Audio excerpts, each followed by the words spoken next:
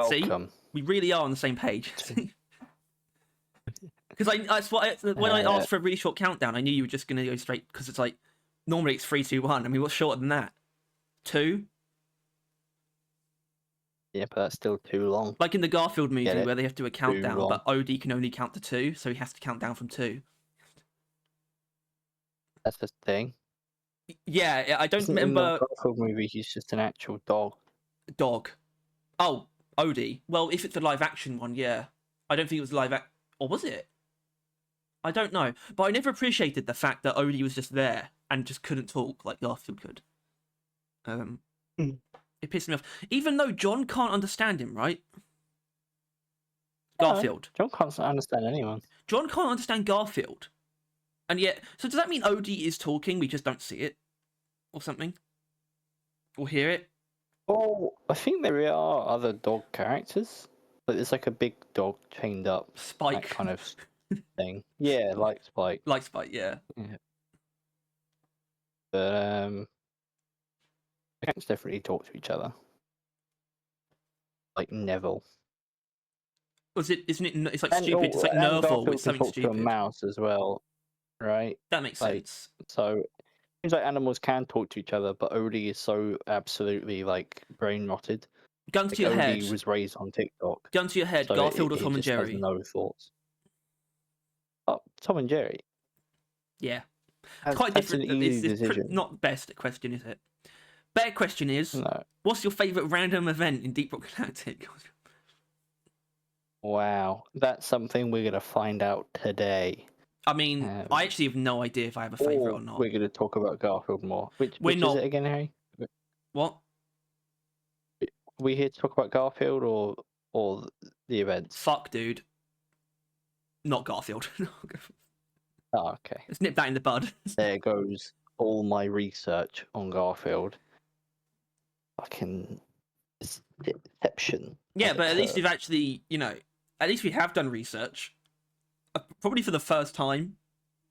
Like deliberate research. For a tier list.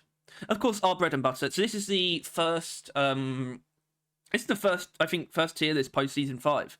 That we've done. I mean, it is. Shut up. It definitely is, and there will be many more to come, which is why there's been a bit of a change to what is done when. I think we'll probably talk about that more next week. I mentioned it in the video I did on the new Below Decks post, so that's really all that needs to be said there. This is a tier list, not a channel update. All right, get a grip. So, but what is a tier list on? I mean, I said it's random events, but what does that entail? It was originally just going to be machine events and season events, because that felt like a pretty clean cut category of things that we haven't done a tier list on. Really, it got blown out when I looked at the wiki, and the wiki groups a lot of these mission factors in together. It's basically anything that can happen or be added to a mission that you aren't aware of going into it, basically. That's really what it boils down to. Although I will say, there is something that fits into that category. Jetty boots, and the wiki didn't have that there. Thanks to Tyler, that is now part of the list. You're welcome. In case, as an audience member, you love jetty boots, which is not a weird thing, actually. It's not that. It's not that weird. It's not. It's hardly the. It's hardly the lower part of the lower echelon of season 4. Although, I mean, we'll be talking about at least 4 events as a whole. One other season 4 thing. And I'm assuming there's going to be a notable difference between the two of them. Either way, before we start, I suppose the only really important thing is how we're going to do this. Sort of the factors. I would say this is really just about the quality of how they shake up the regular experience, how they interrupt the game flow, in what way they do it, as just sort of a random factor, for the better, for the worse, thing you can come across, for the better, for the worse. And also, I think we won't be able to ignore ranking them somewhat on their own merits in their own subcategories, like the machine events and season events and loophole sort of based stuff. Rewards, how that, I think that it should be involved, right? Because some events really aren't worth the reward, and that's one of their main problems. While others reward is fucking fantastic, even though it kind of sucks. Yeah, I can think of one So I that think that I can think of you know, one the that same is way. like rewarding, but is probably still going to be fairly low down. I don't know. I think, however, the best thing to do is to. I was about to say spin the wheel. I'm not really meant to say that because that's not really a part of this, but I am going to spin the wheel to get our first item.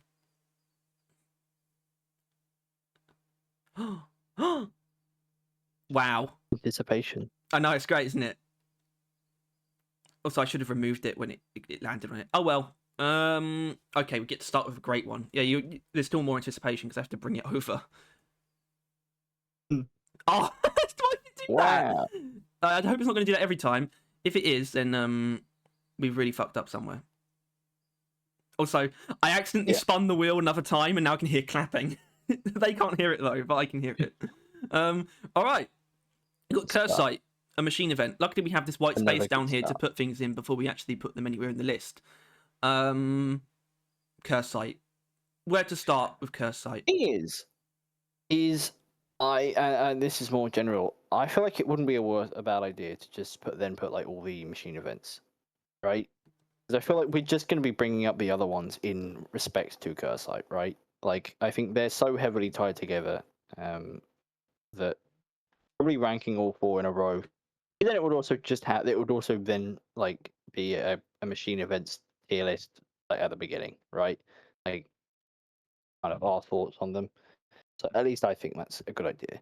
It looks like you at least agree enough to do it anyway. Silent agreement. But no, I actually do think it's quite a good idea. The thing is, I don't know how that's going to interact with certain others. Some of them is obvious, but you know, like Jetty Boots. What? Who is Jetty Boots' compatriots? No, yeah, well, compatriots when it's reasonable. Like probably each season will be lumped together, right? Any season that added more than one event. Oh yeah. Probably. I guess I can actually get rid of these on the wheel itself. All right, that works. Okay, so yeah, we've got the machine events, but we will start with the one we got first. Kursite. I think what would help is what would it be? A preliminary question? Is it the worst machine event? It's probably a good question to ask for Kursite. Kursite is, I think, and in case you don't know them off by heart, it's the one where it spawns a bunch of enemies. It can be, or it's only ever like one type, but it could be from a bunch of different types, right? Yeah, Praetorians, Atisbitters, and Mactera. Yeah, Swarm, which you then kill and deposit the yellow orb that they drop. Oh, it's not an orb. I wish it was an orb. That'd be really funny. But what would be better about it being an orb? I don't know. I just think it would be weirder, right? It's just a bunch of enemies dropping orbs. It would be really that. easy to say that Kursite is held back by its like being just kind of, you know, fucked sometimes. That would be an easy point to make, but it wouldn't exactly be the most interesting thing in the world, even if it worked the way it should. You know? Yeah. It's no superstar.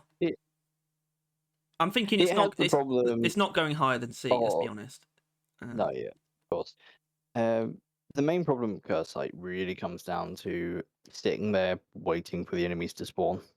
That's really the biggest main thing that separates it from the other machine events. It's the slowest, like the most inactive one, like generally. Yeah, even you though have the least agency. Look, Tritilyte has problems, but you're never you're never not on it. And I'm going to make a weird point about Tritilyte that's actually in its favour, that's born out of its jankiness. But Kursite, yeah, I don't feel like I don't feel repelled. Okay, doesn't it feel like weirdly common though? Doesn't it feel like way more common than the others? I swear it is. And I think people have like. I think it's just because we always make a big deal out of it, like, oh no, it's Kursite. It's probably just more notable due to that. But is that feeling so bad that it's like bad? I mean, right, it's not that bad. It really does come down to, in comparison to the other machine events, it is the worst. I think it. I enjoy doing it the least. I would say, or at the very least, like tied last. But it's not like- unfair enough or like punishing enough of an experience combined with its flaws to be like a bad thing to encounter. So I think it avoids the D tier. Yeah. Yeah. And ultimately, this is where rewards come in, right? Yeah, it's also machine events where they get off pretty well, don't they? Where in that front. Machine events are ultimately like, unless you even after like completing the grind, their reward is still all right. Like, I mean, kind of the rewards of having that is pretty solid. Well, even that, just like the sort of the conceptual feeling of having a third objective added, basically, is kind of neat. Yeah. And it feels good to get it done. So yeah, machine events have a pretty good. Honestly, I think in some cases, and we'll talk about it in a moment when we get to the Omen. But I think in some cases the Omen sort of, especially for newer players, probably tips over the edge of probably not being rewarding enough, only because it's the same as the others. You know, only because it's the same. It's still a very good reward, but it almost feels like it should be more rewarding. With Kursite is it has like the worst way of losing, really, where they like actually don't spawn enough enemies in the time. I feel like if it has occurred, or like, you know, like if one or two of the gems break for any reason, like they fall in a big hole, it's basically impossible to complete. Which it should have a failsafe that would actually be like, it would be weirdly not. Yeah, it would probably be quite challenging, but it'd be a really cool failsafe if it just spawned like a dozen of the enemies in the last 30 seconds. So it just becomes like a mad rush. It becomes like more dangerous, but much more doable at the same time. That could be a decent way to do it, because, and that could be more interesting than just making it, you know, work as originally intended. Spawn one every like 10 seconds. That's Kursite though, right? I mean, we're not going to move anywhere else. Ebonite. We can start here. I think. Let's fucking go. Ebonite. You I mean, want to know how probably... even the devs agree with the difference between Ebonite and Kursite? There's two really big things in there. Well, you know, added an Ebonite warning. Well, there's just the minus. There's just the bestiary entries, first of all, really. Oh yeah, that too. Which doesn't make sense. I mean, if the Barbarnacle can get them, I mean, fuck the Kursite. God damn. But yeah, Ebonite probably don't even really need to introduce it as much. I mean, you know what it is. It's spawns rocky grunts and Praetorians that can only be killed with melee damage. So the machine event itself spawns power-ups, pickaxe power-ups. It is a wonderful combination of... It's not even a combination, actually. I was about to say it's a combination of fun and... It's kind of just fun. It's kind of just... Yeah, it's just fun and you get an amazing reward out of it. Yeah, like, and if, you know... If you have an overclock to get or whatever. Any theoretical drawbacks, I don't know, it spawns, like, other enemies, and it's like, that's not really what it's for. It's like, well... The power attacks work just as well against those enemies. It's only made more fun by the fact you can just squish grunts that get in happen to get in the way. Like, it really doesn't matter. It's not the most dynamic as either, though. You know, like, it's very rare you run into terrain that's really going to fuck with this event, but that doesn't really matter because it's not so common that you ever get tired of it. It's just a nice little compact fun mini game that you can come across. Basically, just like it's just a fresh air of how you engage with the game, right? It's not often you can just go in there with your pickaxes and kill everything. And obviously this is now, I wouldn't say it's lost value, but like what it does to your experience in the game has now been extended by the warning, right? It's no longer like you can only bump into the Ebonite mutation and then you get the freedom of power attacking constantly and like that kind of play style. Now it's a little bit more general. Look, I'm all for that kind of thing, though. I mean, I'd love to see, like, the bomb dispenser, for example, in some of implementation. Friendly omens, if possible. Things like that. Would never say no to that. So, I mean, I guess this is actually a case of, because, look, we've just spoken very highly of it, but that's kind of all there is to it, though. It's a very, very simple, very fun. I can't really see why it wouldn't be one of the top ones, really. Let's just be honest. I don't see why it's not in S tier. Like, well, it's not currently, but it is now. But it's just like, why wouldn't it be? You know, I've never hated it ever. It's always been rewarding, even when I don't even like need to even when I don't have a Matrix core. It's still like rewarding in and of itself, like playing it. And those are the best events, Yeah, right? I'm sure he Not events where you failed. slog through it just to get the reward. Yeah, Like I'm sure he failed a it's couple, like one or two here or there. But have you ever failed a mission from Ebonite? I don't think anyone really no. has. I Someone mean, has, I'm sure, but it's difficult to normally, but like I'm a driller main. It's like it's damn near impossible. I don't even need the power ups, and I can still kick absolute arse on that thing. It's like it was fucking made for driller. yeah, it does. Like It's I good don't for know. drillers too. Like that is great, actually. Um, It Honestly, is I like great times. it. Yeah, it's not. There's no real question. Like what we doing? Not putting in S. It's Yeah. easily one of the most perfect ones of these things in this entire list. Yeah. I can nary think of a flaw. Speaking of flaws, but you know, things that are still good. um, Hmm. Omen, the Omen modular exterminator, the boss of the machine events, as it were, and the one to be introduced after all the others because it is a well, it's a mean piece of shit, basically, is what it is. And I think I just want to start with the main flaw, which is it's extremely unfriendly to new players, way more than any like the other machine events.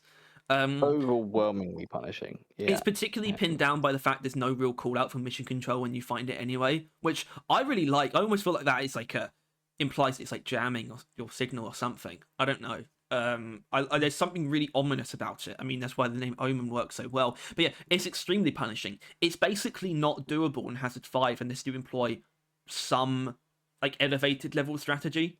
You can't just get by on knowing how it like its behavior and just trying to dodge. It's too oppressive and smart in some cases for you to not employ some advantage that you know have in your kit somewhere, but you have to actually use it. Otherwise, you're probably not going to do it. That probably even applies to Hazard 4 as well. It's a brutal Like, machine. if you take it on like face value, you have too much going on, right? It is overwhelming by nature. You'll have to dodge all of the floor things while standing on the tiny little platforms, and the heavy bursters coming around, maybe the twin slicers. They're probably not going to be doing much, but they're there making like lights, and then God forbid there's drones, right? Like you can't just like walk up to it and expect to win. Really, it's not No. one of those things, which is obviously really punishing for players who don't know better. Yeah. And even when they do know better, it's still difficult. Like it doesn't really ever get like 100% easy. No. Like Doesn't. unless you have like the exact right team, exact right placement, really lock in. Like you Yeah. Gonna can, lock the fuck in. like, like you could eventually, but it's like even then, like you slip up for a second. Like if you had like enemies spawn like just before you press the button or something, good fucking luck. Like some stuff like that. Extraordinarily punishing, but ultimately rewarding in that regard, right? Yeah, Like well, I the distinctly punishing recall stuff and that, like right? the excess of it in terms of strength and whatnot, that could easily be considered some kind of flaw. But in my opinion, without that, it wouldn't be able to be the thing that it wouldn't be able to have the things that I like about it, which is the fact that once you cross that threshold, the threshold either being the first time you do it and get your ass handed to you, realize what it is, or just the threshold of encountering enough discussion about it in the community to understand its position in the game, the Omen in your mind becomes something that's not really a machine event anymore. That's not really the point of it after a while. Certainly not for Yeah. us. It still is, especially, whenever there is stuff to obtain, for example, beyond just mineral canisters. That definitely changes the dynamic. But either way, I've never left an Omen alone because to me, what the Omen actually represents is an opportunity for someone to exercise their knowledge and mastery of the game's systems, basically, and of the classes Yeah. and how they work. And basically, it Utilizing turns what the could be a really ability, punishing experience into insanely rewarding because there aren't many feelings quite like, kicking an Omen's ass you're in never a timely tested manner. like specifically as much as an Omen, right? Like sure you can fight like a Dreadnought, but ultimately Dreadnoughts, most often just be shooting them in the bum, right? Or Yeah. like variations thereof. Like but this ultimately it's like you have to manage everything. Like like I think time. the Like, can you stay on Omen. that platform I think long the enough? Omen went to the Doom Eternal school of power fantasy, which is where it makes you feel good by forcing you to be good.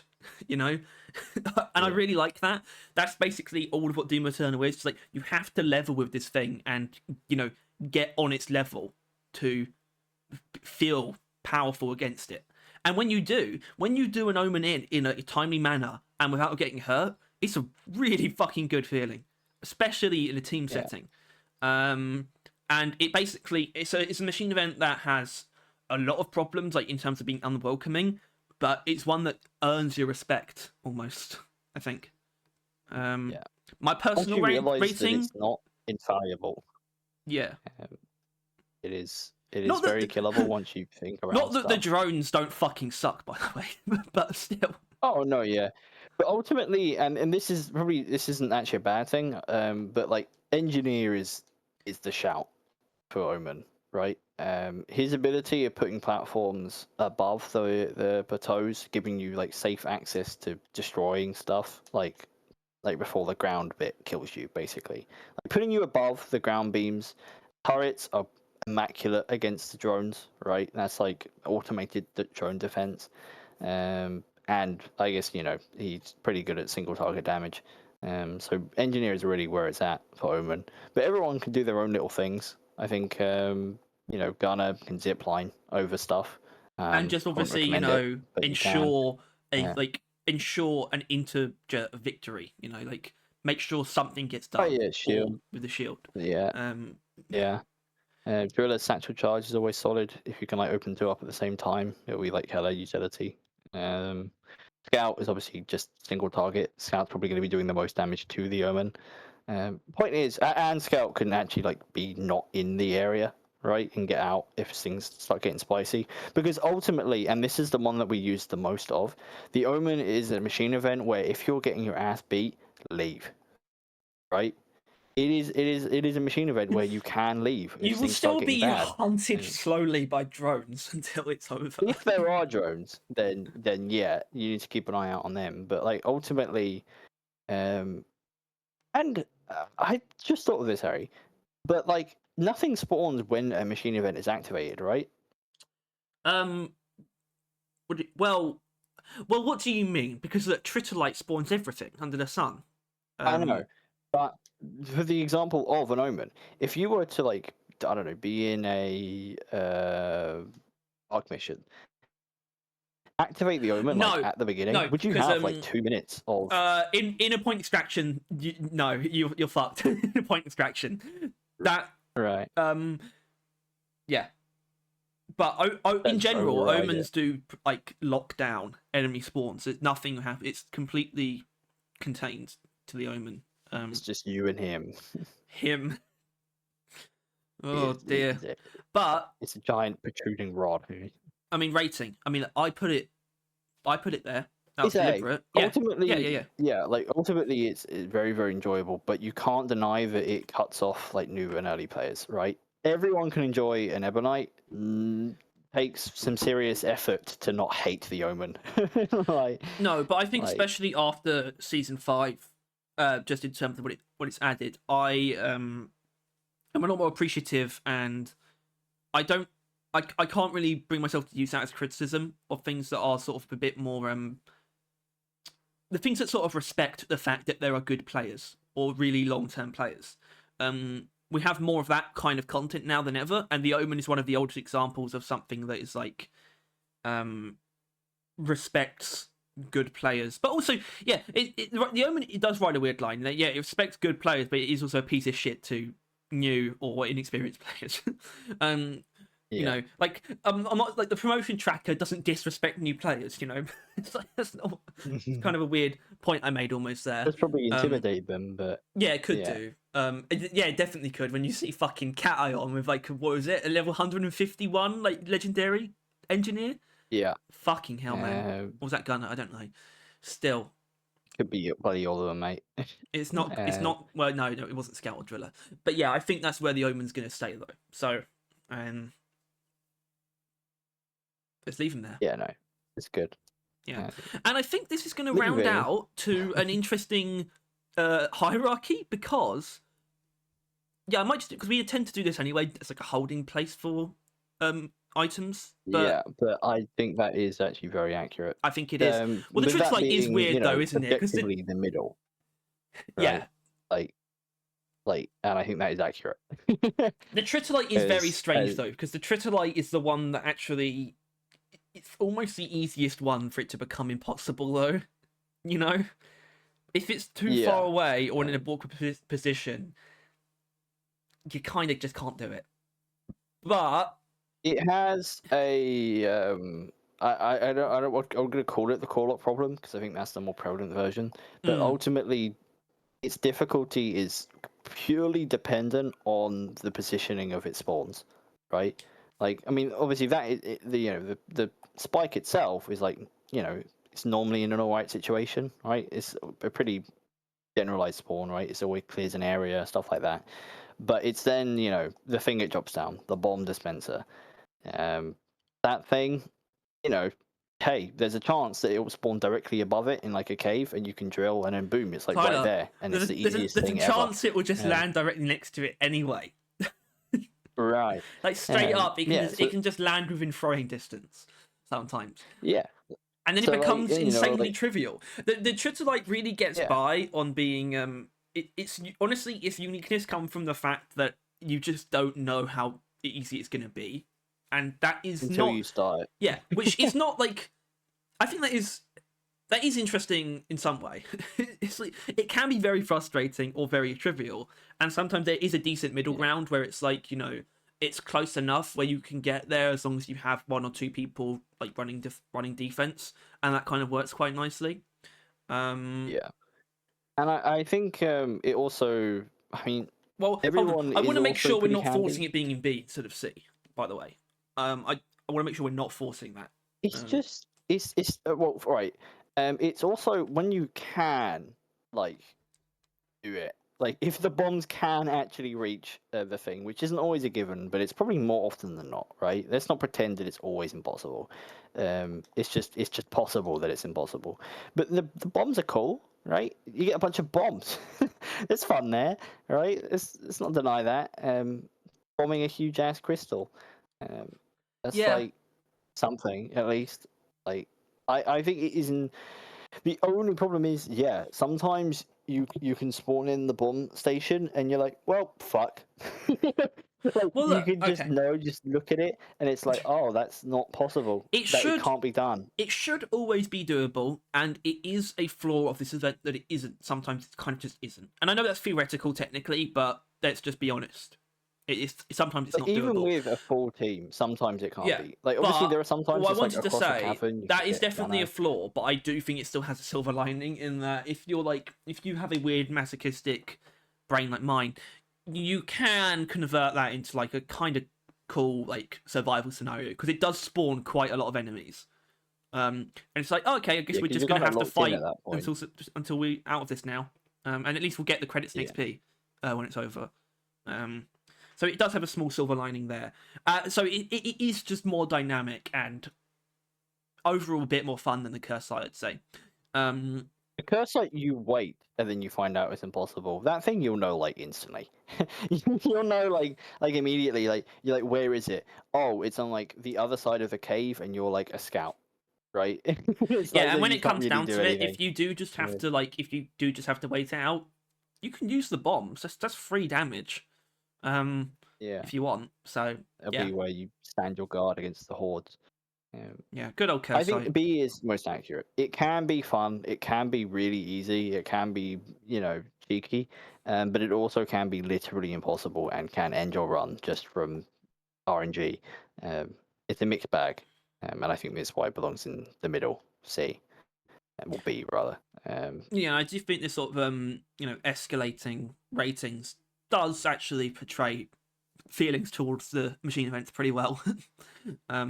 Yeah, Our or collective ours at least. feelings. I Yeah, assume yeah. a fair amount of people would rank Omen lower.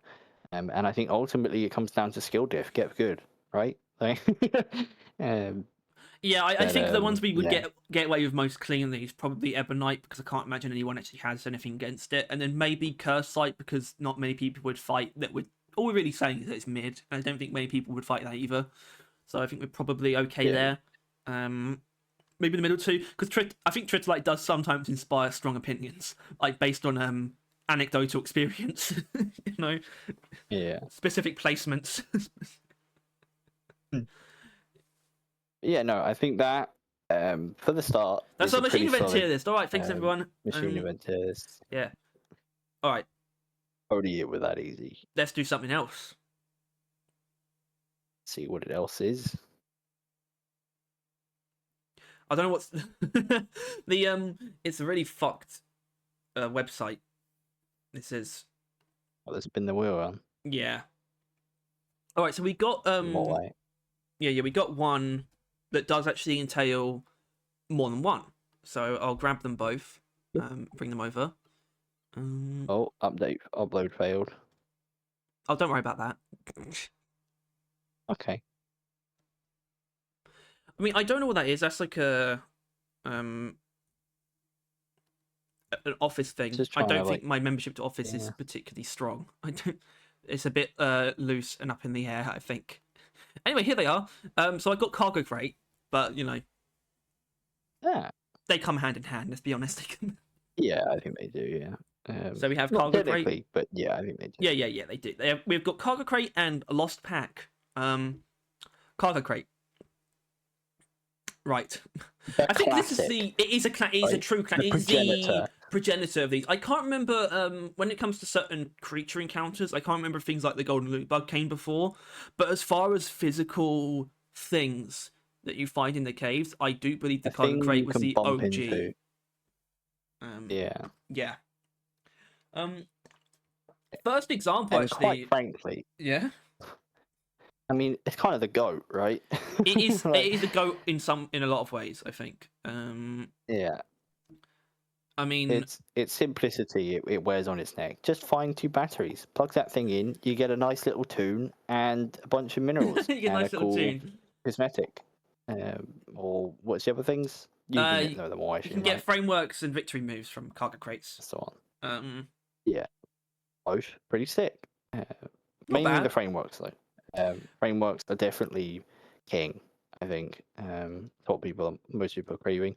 Certainly when we are like, please, cargo crate, please. It's most often for a thing. Yeah, framework. Yes. But that's not this video. Zam. No, I don't entirely disagree. Cargo crate. Yeah, I mean that is a really good way of explaining. One of the things that's great about it is that it is very good, but also so old.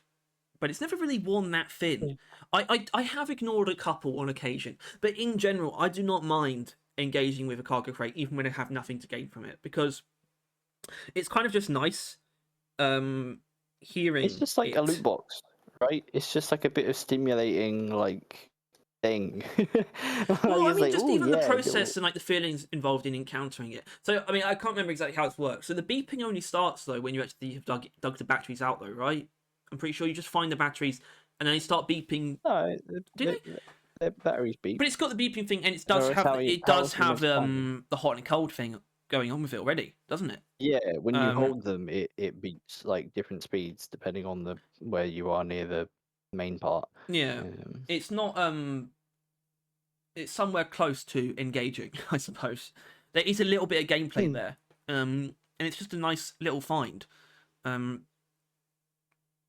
don't know what that means in terms of rating. Obviously well, yeah. I mean, I think its age is transparent. It's not really. It's like the most sophisticated it is that the things are in the ground, right? And it's probably like made all around the time of like mule legs, I would imagine, right? Yeah. They just figured that out, how to like have something like stuck out of the ground. But I just think there is nothing wrong with it. It is really simple, quite fun, considering it's just I don't know. It's like mining like a mineral in a wall, right? In a quark or like a Jadis. Like it's just kind of stimulating in the basic core way the game does, and it rewards you with a framework, which is always cool. Like one of the best rewards. And sometimes the crate is placed like in a pretty awkward position, but it's not that doesn't stop you from wanting to get it either. So there can be like genuine sort of objective, like mission objective adjacent gameplay involved in the cargo crate if you really want to get it. The crate can be in a weird position, maybe one of the batteries is in a weird position, usually in terms of like elevation. If something is high up and therefore on a ledge or something, you could potentially bring it down, or you're gonna have to find a way up. It does engage in the basic fundamental parts of the gameplay, like parts of the non-combat gameplay. So it's got that going for it as well. Yeah, I'm not feeling any I'm not sensing any real drawbacks. I think obviously its date prevents it from really being S. I think like ultimately it's not enough. I think. All right, yeah. I mean, Anymore, yeah. it's not enough. Okay. But it is still everything you could want in an event. It's just Or an encounter, dated. as we're calling them. Yeah, I guess. But yeah, no. And I think it's slightly worse, brother. Yeah. Is next, right? Like, not by much, but I think by enough to No. influence a lower rating. I think ultimately it comes down to, I think the way you go about getting it is slightly more annoying, right? Like it will just like show you, oh, go over here, and it's like a part of the cave you either haven't been to, so then you're gonna like forget about by the time you get there, or you went to a while ago and you gotta go back up, or like go somewhere else. And it's like which isn't a horrible slightly more idea. annoying. It's not a horrible idea. It's like generally fine, but it is ultimately slightly more annoying, I think. I Yeah. guess compared to like carrying two objects, it's probably not too different, but I find it more annoying, which is weird considering I'm a driller, and like I find I would imagine it's a lot more annoying for people that don't have drills for hands. But Well, okay, that's fine, but the worst part is the getting to the pack itself. Finding the helmet, it's got the general, the beeping thing. Oh, where's the beeping thing? Oh, I found it, scan it. And then actually finding that room itself, which is, still completely incomprehensible. Like, why is this room completely sealed off, but there's like a, it's not even a body, it's just a backpack. But either way, finding that itself and sort of the vibe there. This is one where I actually really like the dwarves' voice lines. The comments on it actually add to one's like what it is. Like I think there's a naked dwarf running around here or something like that. Well, like, even the more sentimental lines, which like, "Don't worry, Whale Piper, we'll get your gear home." It's kind of nice. It builds on the camaraderie of the dwarves as well, as like beyond just your team as well. Like the company. You're all in this together, even the fallen. Exactly. Also, loot wise though, also a tad worse. Armor paint jobs are nice, but maybe not. Armor paint jobs are nice. Pickaxe sets. Nothing wrong with any of it. Pickaxe sets are filler. Well, I don't hate them all. In fact, I generally ever. like pickaxe customization, but it still feels like filler whenever you get some of it. Whenever you know. Yeah, it is not bad. It is just like slightly worse. Like ultimately, that's like the whole thing. It's like to a cargo crate, it's like slightly more annoying, slightly more effort, and slightly worse reward. But yeah, I think C is definitely where it's at. B. That one. Keep thinking. Or do you C think for some C? reason. Yeah, that is a bit weird. But it's just because it's like the third one down, really, isn't it? And I a bigger top as S. Ooh, ooh. But, is that the new event? Are you excited? No. Okay. But it is a seasonal collective. Bring home the seasons. Although I'm actually this is annoying me. Alright, there we go. Got him. I had to do it in a slightly weird way. There they are. It's the robots. Actually, so I got Comp Router though, which is the season 2 one. But we will still go from left to right. What I've got here, I guess almost in chronological order. Yeah. It's a nice it's a nice positioning they've got there.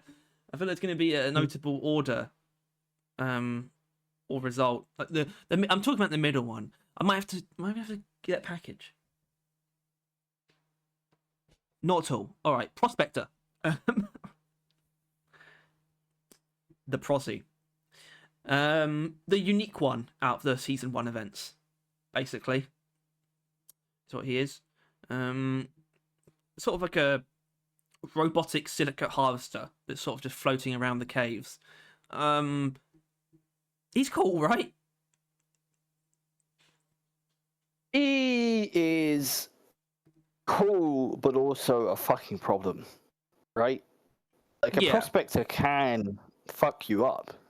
Yeah, it's weird, isn't it? Because I think does he get away with like being like passive? Well, he's not actually that passive, is it? You know, not really. No, he's like always like flying by, pissing you off, and if you like so much as graze him, he spawns like 2 to 3 patrol bots. And it's like he'll fuck off again, come back later, and like it's like refreshes. You hit him slightly, 2 to 3 patrol bots, and it's like each of his stages 2 to 3 patrol bots. Like you really, really get like you have to fight a lot of patrol bots. Is the point I'm making? Like if you're not prepared for that, he can actually be really fucking punishing. Yeah, and it's not and not that optional. It's not like certain other entities. It's not the kind of thing you can put it down instantly. In the right circumstances, you can do a segment extremely quickly, but those segments are very enforced. You know, it's not like a Betsy where you can potentially kill Betsy within seconds. A Prospector will linger. A Prospector will send its cronies your way. I just think he just gives off good vibes though. That's really what he's getting by on. Good vibes. Yeah, no, he's still not the worst. He can be quite frustrating though. Like I understand that you can like slow it down as well, but it's like it flying away from you and spawning enemies. It can be pretty bad, and it was worse. Obviously, robots are a lot easier to deal with now. In fact, I actually I err on the side of actually liking fighting patrol bots, especially if you have like a good like precision weapon or just a way to overheat them. Tends to feel pretty good. But yeah, he's not he's no king. He's no king of the ring. I think it's also to bear in mind that with the way that events are, there's no guarantee you've gone into the mission with robots in mind, right? You could be sitting there with like a cryo temperature shock build, and you're like, "What the fuck are you gonna do against the Prospector?" like that kind of thing. Especially now, because obviously there's the element of reward, and obviously much more rewarding during season 1. There was obviously a pretty intense novelty attached to these things in season 1, where even the data deposit was still something that you wanted to do because it was season 1. It was new and it gave you script. But now they're sort of relics, and I think the Prospector leans actually towards the side of I don't know, being maybe being a bit more annoying to find than not, almost. So I would say so. Rating wise, I would say that. C. I think more often than not, it's annoying, and it's not really rewarding either. Because what is it now? You get like some XP and some gold, right? Yeah, it's basic stuff. I mean, this is one of the other like pretty important things we need to consider is just sort of the quality of the experience. How if it shakes up the gameplay loop in a engaging way, and the Prospector does, but its frustrations do potentially outweigh that. I would say, and the chances of you being entirely unequipped to deal with it. I think it's something that could lead to people quitting a mission. Like if they see a Prospector in it, it's like I don't know. It's just kind of because it's technically optional, but ultimately you will bump into it at some point. Like you will graze a shot or like alert it, and then there you are. You're in a Prospector fight. Good luck against the hordes of like patrol bots. No, I wouldn't recommend it. I wouldn't recommend it. You get a choice, but yeah. If you got a choice, I mean that's not exactly that's not exactly going to improve, is it? Oh, it's going to get next one. notably worse. Notably worse. Introducing the data deposit. You notice how it's got 2 Ds in its name? Yeah, because if double D was a bloody option, He's setting himself up for failure, really, isn't it? I mean, so basically, and I'm pretty sure. I mean, this is a take that has been formed, I think, collectively. It's the worst thing ever. It's the worst. Yeah, gutturally, it is the worst event. I can't 100% say that without having all the events in front of me, which we'll obviously have by the end of this. But like, just feeling wise, it's the one we do the most, right? Like almost every time. Anytime we get it, we never like, oh, we want to do this. Yeah. Like, okay. I do them, but still not 100% of the time. Okay. Yeah, and you do everything all the time. Like... Yeah, I mean, well, I don't. Yeah, but it's based on respect. I have. It's actually crazy. I've abandoned missions when I've gotten Crassuses before. I don't know how to rationalize that. But whatever. Data deposit. Yeah. Okay. So it's the worst. I think it's probably the worst out of the season and machine events. Why? Well, you can put it down to its own nature, or the fact that it is just a carbon copy of the hacking station objectives from Industrial Sabotage, because those suck as well. It's not. They share the exact same problems. The data deposit is actually, in a vacuum, is better if you were somehow doing some kind of weird like objectives tier list, and you separated the hacking station as its own.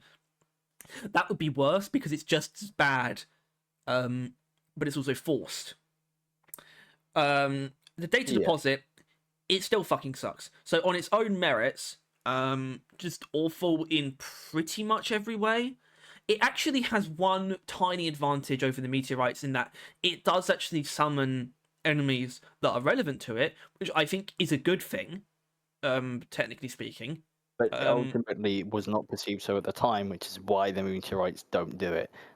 Yes. Because they were too scared to have enemies you didn't sign up for being in a mission. So it's almost starting to sound like, oh, what's so wrong with it? I mean, it's kind of simple, isn't it? It's a point defense.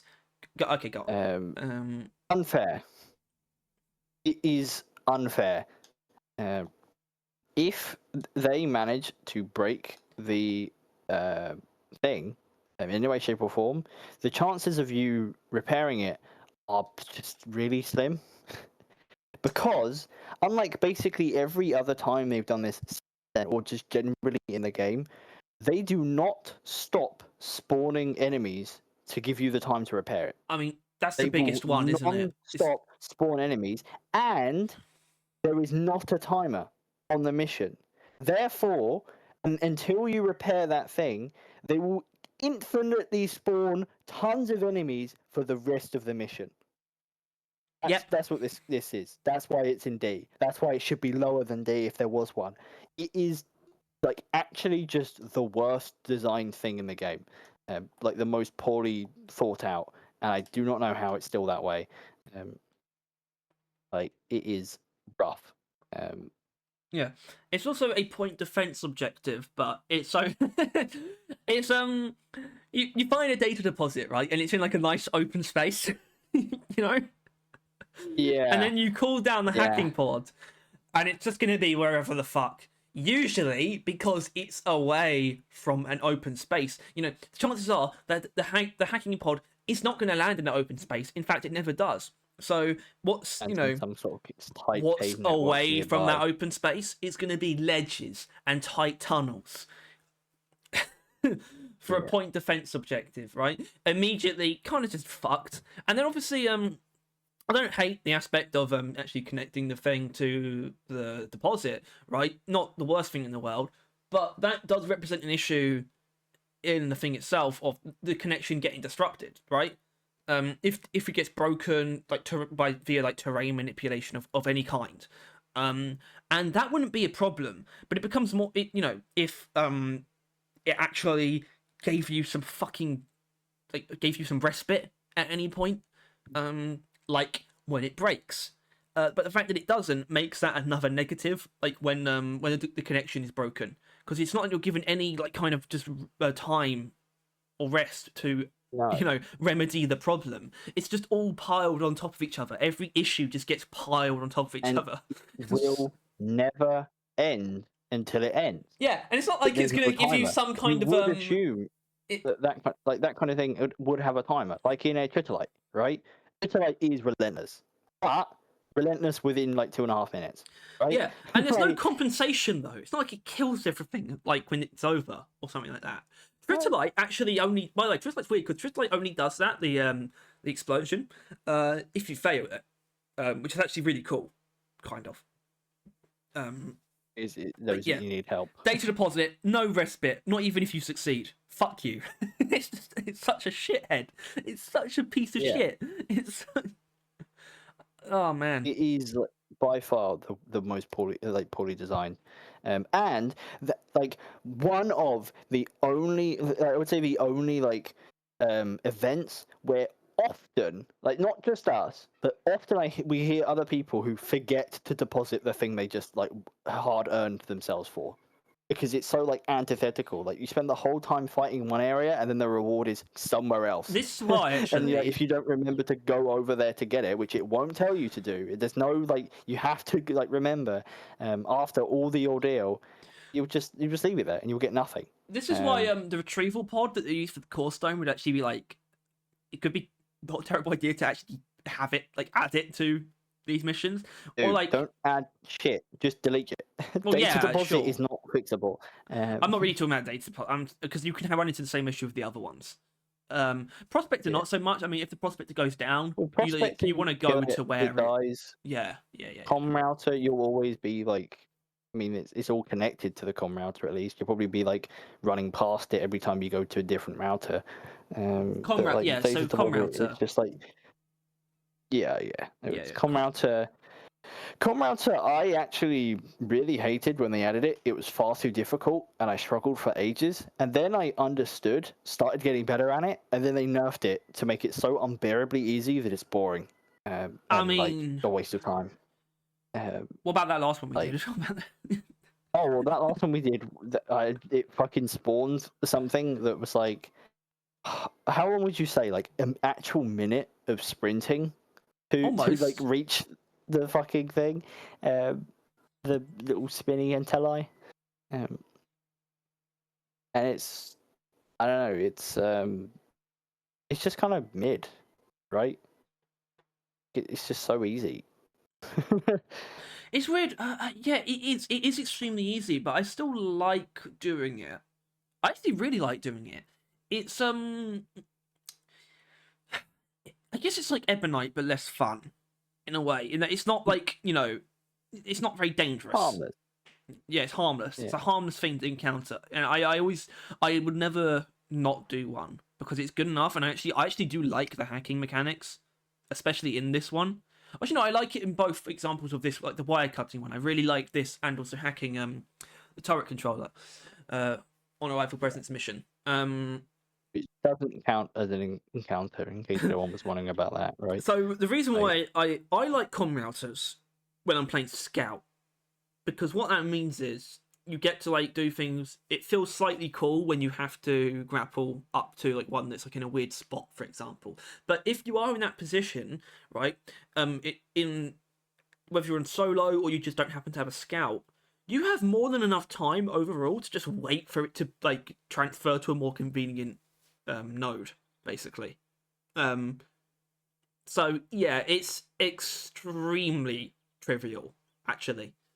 I think the only reason that there was some combat issues in the last one we did, I think that was literally just down to we had like a full lobby, and I think I had more enemies on like one or something, so there was just more shredders than usual. Yeah, and I wasn't being protected. And even then, it wasn't still that bad. And really. I just wasn't being protected when I was hacking a thing. Yeah. So mainly because me and the other guy ran off to chase the one that was on the other side of the fucking map. But yeah, it's not the end of the world. But ultimately, it's like I would rather them not add pointless stuff, right? It's just bloat. But I think it's a B, right? Like it's I certainly like it enough to put it in B, and I think it's it is Harmless. it doesn't have really enough flaws to be lower. The thing is about it, is I guess it kind of was. They went in the wrong direction with nerfing it, didn't they? Obviously they went in the wrong direction because they nerfed it too hard, but they both made it way easier in the actual practice of what you're doing, but they also really toned down the enemies, and that you basically don't get patrol bots during it at all, and like anymore. I can't remember the last time I saw one. Just like, I think you can still get them every 20-something seconds. I think it's literally just shredders. But really, the difficulty shouldn't come from enemies. It should come from the actual thing itself. So maybe, I mean, they could probably revert it back to how it was if you just keep the enemies where they are, because that's really, really what it is. Or, you know, I don't know, add some fucking turrets in it. The problem with people on like solo, right? People on solo didn't really have any way of dealing with it. So it's kind of like, I don't know, they nerfed it everyone, so people could do it without protection. But like when there is protection, it's now overkill. People just standing around doing nothing while the one guy hacks.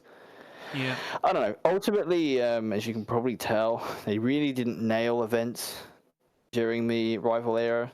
I think if we want to make a point, like as they've come along, right? Like a lot of dropped balls. One of them was obviously a bit more of like asset flip. Look, you're not wrong. You're not wrong even like at all in this like vacuum. But I think events are just constantly in flux in terms of quality. I mean, think about season 4. Yeah, but I'm not saying they went downhill. I'm just saying in this era they clearly botched the job. Okay, yeah, right. Yeah, that much I think we can kind of acknowledge. Season 1 and season 2, they really didn't know what they were fucking doing. Or at least, you know, I mean, that's a statement for everything people could say, but like mainly at least for the events. There seemed to be a lot of oversights, lack of forethought. It feels. The thing content, especially was always, considering like... they then had to try and figure out after what to do with the rewards you get from these events. That was a hard lack of forethought. They're like, oh, we'll add these things and not think about what happens when they're not relevant anymore, which, you know, devalue their rewards significantly. Yeah. But yeah, I think that time's spin the wheel, Harry. I mean, I guess you could argue that Nemesis should have been in there, but I guess, you know, you could get that could be with the bosses. Anyway, yep, I spun the wheel. Nemesis can spawn naturally, so that disqualifies it. That's the excuse I'll just make up just now. You actually want to disqualify it? I mean, it's not, you don't have it, right? Yeah, I do. Or do you have it? I do. Oh. And I guess, yeah, put it there. Oh, now? Oh, it's the season 1, right? Season 1, 2? Isn't that the thing? Yeah, or season you 1. have like a bosses category. Well, yeah, but it's also not a boss, is it? It's technically not a boss. Alright, fuck it, here's Nemesis. No, woo, Nemesis! He's here. For anyone who was screaming about Nemesis, he's here now. No one was. No one was like, where's Nemesis? Everyone was screaming in the comments. I can read it now. They're all like, oh, Nemesis, where's Nemesis? We love the Nemesis. I mean... said not many people. No, I don't love Nemesis.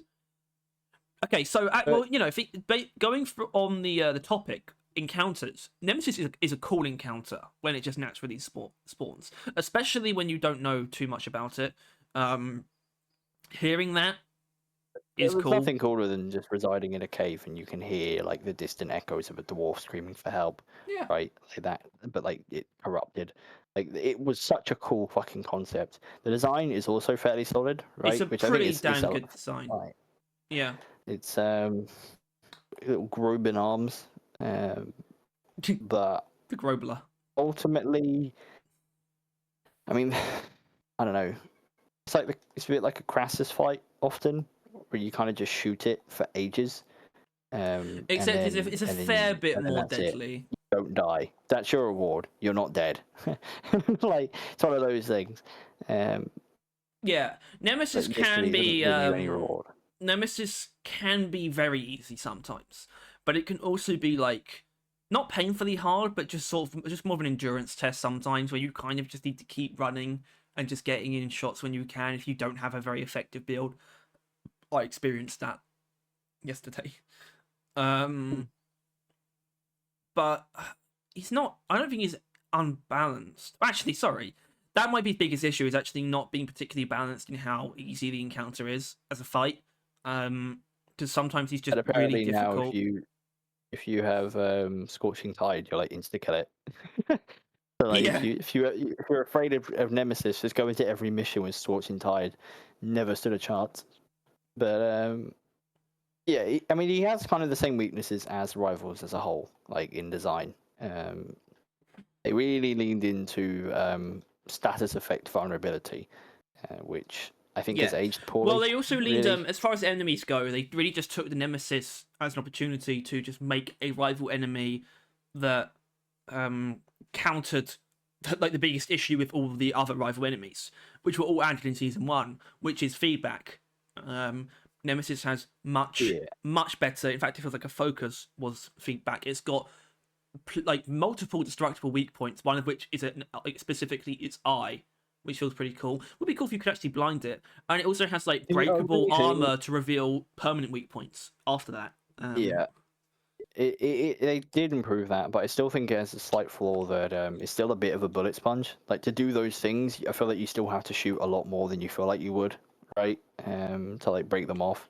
Also, I feel like I really, and I think we thought it then, and I still think it now, really should have been able to destroy the arms, right? Like that would have been so fucking great if you could have like got rid of its arms, like by like focus firing on them. I know it would have really changed a lot, but I think it would have been sick. You can basically like deconstruct it as it flies. That would have been cool. But not that kind of game. They didn't do it. Sad face. Yeah, But, and I don't think the arms are an entirely fair attack either. So there's also that. no. Nemesis is a really cool concept with okay execution. But Solid I execution. do want to make a bit of a point, or at least illustrate, that they definitely improved when it comes to this kind of content. There was an improvement from season 1 to 2. So Yeah. The common rounds with maybe Nemesis is more B enjoyable tier. than the Prospector and the Data Deposit. Yeah, if you want to compare the two like that, the Nemesis technically isn't an event in that sense, but that's a fine comparison, I think. Because Nemesis, yeah, I'm definitely more favourable to a Nemesis encounter than a Prospector one, actually. Mainly because you don't have much choice with Nemesis, you know. Yeah, and yeah, it is different to the ones we've ranked so far. It's not like an optional thing where you get a reward. It's a mandatory fight where your reward is not dying. Yeah, like, it's a part of it's just a part of your mission now. It's just a part of the mission flow. Yeah. It's just an obstacle you have to deal with. And that does lean into an element of a lot of the other ones we haven't done yet that are going to be in this list. Some of them are just obstacles, basically. Most of them are technically optional. Nemesis is probably the least optional one, actually. He can be relentless, right? Like you can't get away from him like you can some of the other ones. Yeah, he cool fella, cool robot, good robot. Pat on the head. There's fucking we're rich, funny cat robot. Pat on the head. We're rich because I did actually spin the wheel already. Like before that, we did Nemesis, and I got the next one, but actually two. It's these idiots. You link the Crassus and the golden loot bug together. Yeah, I mean, would you not? Good. It's exactly how I would have done it. Yeah. They're Okay, literally cool. identical. Yeah, they're just it's just one's an upscaled version of the other, or vice versa. Well, one is without flaw. The other one is the Crassus detonator. Yeah. So okay, do you want to start with the golden loot bug then? What do you less to say? He's cool. Like A, I think, right? Yeah. The only thing I don't Nice. like is if he'd be like an easy S tier if he just dropped all the gold in one place. That would be nice. But normally you like jump on him, you fill up on gold, and then you have to kind of like deposit and then scrounge for the rest. It's But you it's normally almost won't good enough scrounge that for the he just rest. fills you up on gold if you just stand on top of him anyway. That's almost enough Yeah, gold for me. I normally that'll do. Yeah. He just looks cool as well. It's like, oh, God, look back. It's like a shiny Pokemon, right? It's really exactly like a shiny Pokemon. I mean, the Crassus is as well. But yeah, shiny legendary Pokemon. well, yes, okay. Yeah, But no, it's just like it's just walking around. Oh, we're shiny. Like it's really that kind of feeling, and it's just solid. I don't think more needs to be said about the golden loot bug. He's a cool guy. Yeah, Would hang Crassus. out with you. I would absolutely. In fact, GLB actually directly translates to get libir. Yeah, that's what he gives you the gold for, to go buy some beer for him. For him. Yeah. Not for both of you, just for him. Yeah, All right, yeah. Crassus. He's an absolute alcoholic. An apocryphal creature. Awesome concept. In fact, okay, weird statement here. Awesome concept. Technically perfect execution as well. Really, on the concept. But doesn't stop him from being a kind of pain in the ass at a certain stage. I think really the Crassus gets by on basically like its legendary status, really, as a creature, a rare find that represents a significant role play reward, because really, even when you have pots of gold, it's still a pretty disproportionate amount of time to the amount of credits that you get from mining out Crassus crater. But just from the perspective of being a dwarf and finding a creature that turns turns the floor into gold, I mean, that's pretty cool, isn't it? Yeah. I think ultimately it was a sad day when that thing went from being a cool thing to bump into to something you would leave a mission over.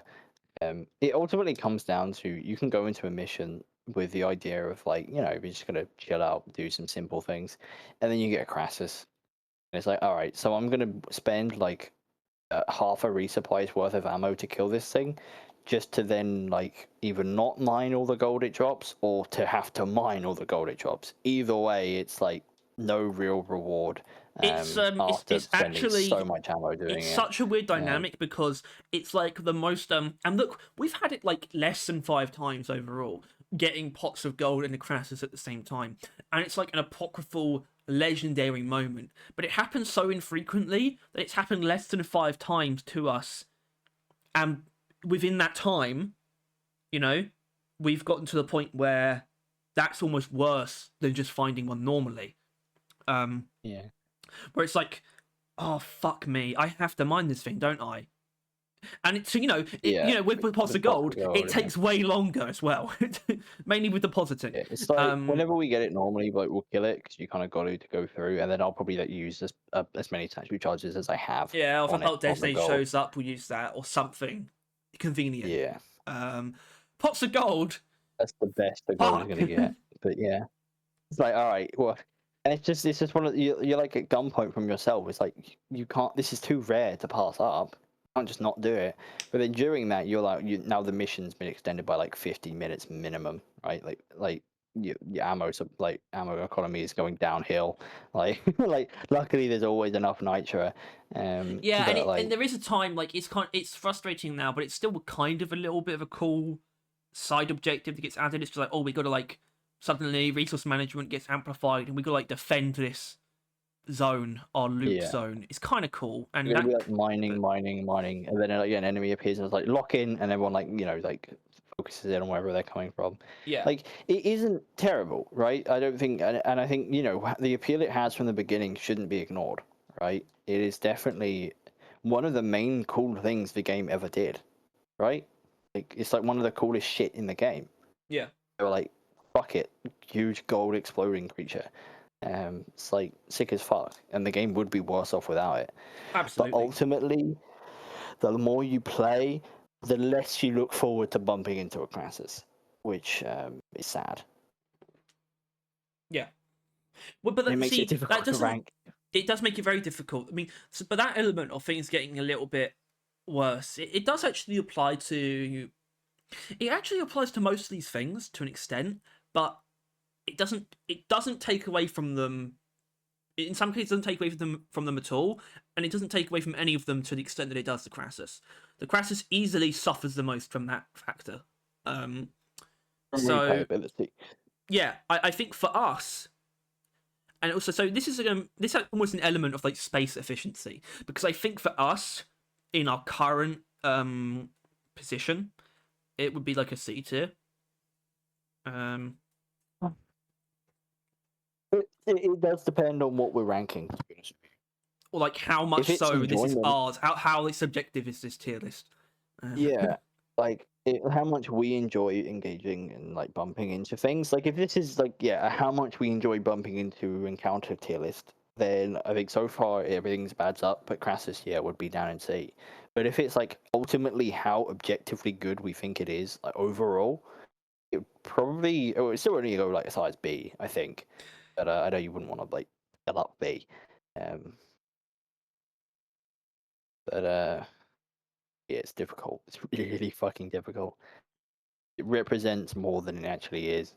But even what it actually is cool. It's just, I don't know.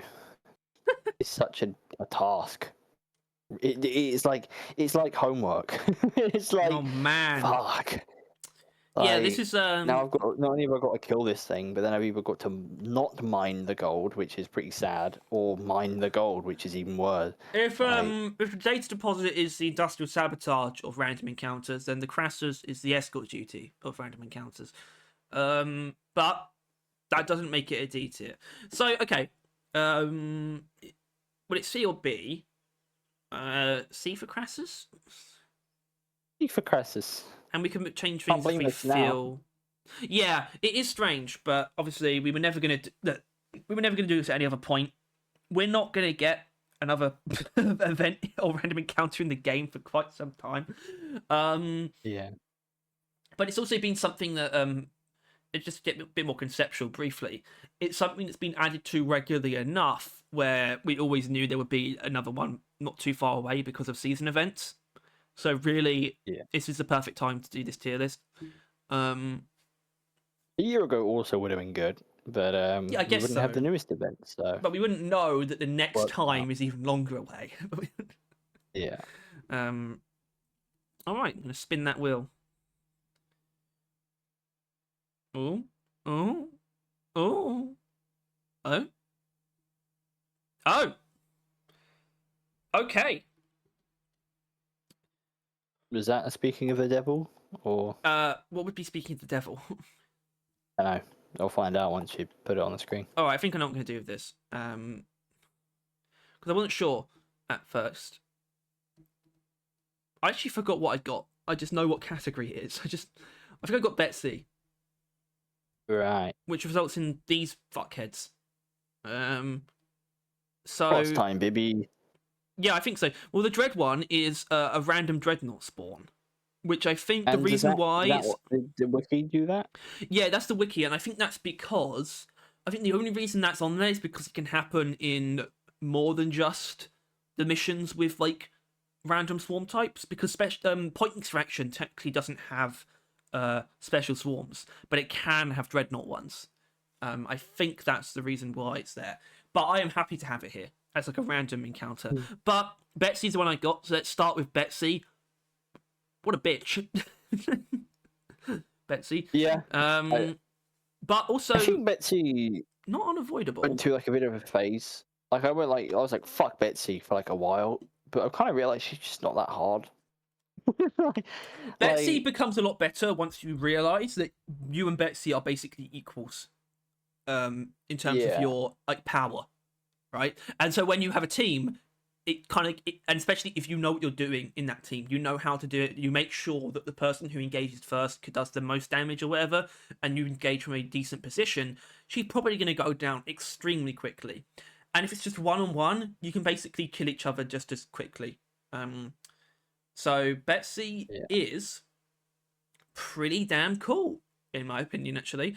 Really cool concept originally at the time, and finding them was like a really like kind of ominous thing. Just like this old like piece of tech that's been corrupted, just sort of sitting in the darkness.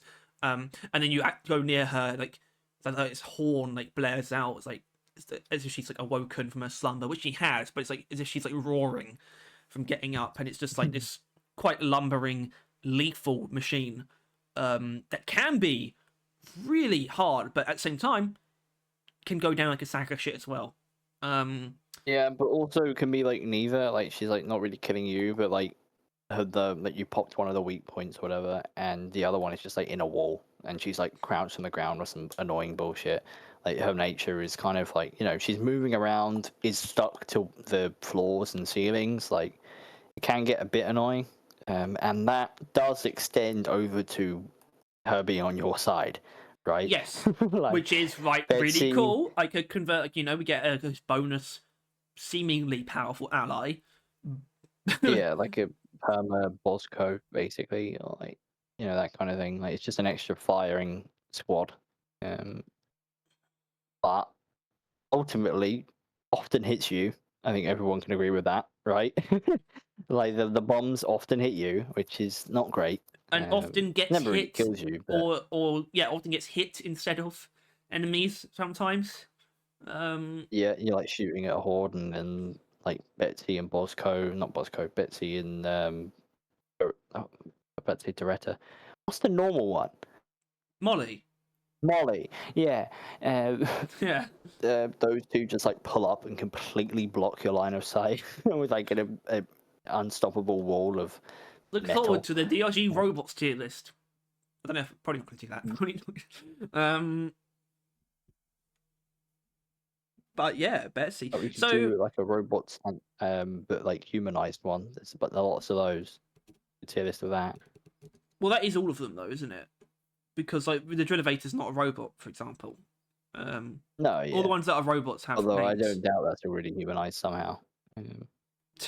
Yeah, because everyone's just like, let's try and think of a name for the Drill-Evator. Yeah, that'll be No, like someone's like, it's and got a it's like name. the picture, the Drill-Evator. It's got. humanized elevator, but like, why can't you pet me? And that's like why they made it. Point is, um, yeah, Betsy's, I don't know, mid. Yeah, but She's Betsy, not like not you're that right. great. I do think you Not made a that good great of a point reward. in that she's gone through a pretty like a pretty favorable evolution. In that when I encounter a Betsy, it's kind of like a cool like thing that's waiting for me in the cave. Like I think you knowing that a Betsy is there from the start is actually good because it means no matter where it was, if you're continuing to push on, you're pushing on knowing that you're going to have to deal with that at some point. Um, it's not a But surprise. also probably, I think you like technically you can get away with not activating a You Betsy can obviously, sometimes, I assume, um, but also it's like never occurs. Someone always ends up bumping into it, and it like or some sometimes it's like fucking in your idiot way. greenbeard And scout, not even a greenbeard actually, just some idiot scout just like saunters up to it immediately and starts shooting her body. So well done, mate. You're doing the Lord's work. look the But Friday look, stream if you want to see Betsy that. is punctuated by the two tiers in which she could reside. I'm going to go with the first one. B Yeah, C. Beat C. I think she does sit around B to C, but B. Which I think paints an Um, interesting picture for the Corlock because I think a lot of where the Corlock's rating is going to come from could be in terms of its position in relation to Betsy, whether that is better or yeah, worse. So as the mentioned earlier, Corlock Tyrant Corlock's Weed. got a bit of the Corlock problem, which obviously it got named after it, where I actually its didn't think it difficulty. would. Sometimes it could be like sitting in the middle of a big open room and you can just gun it down, easy peasy lemon the whole squeezy.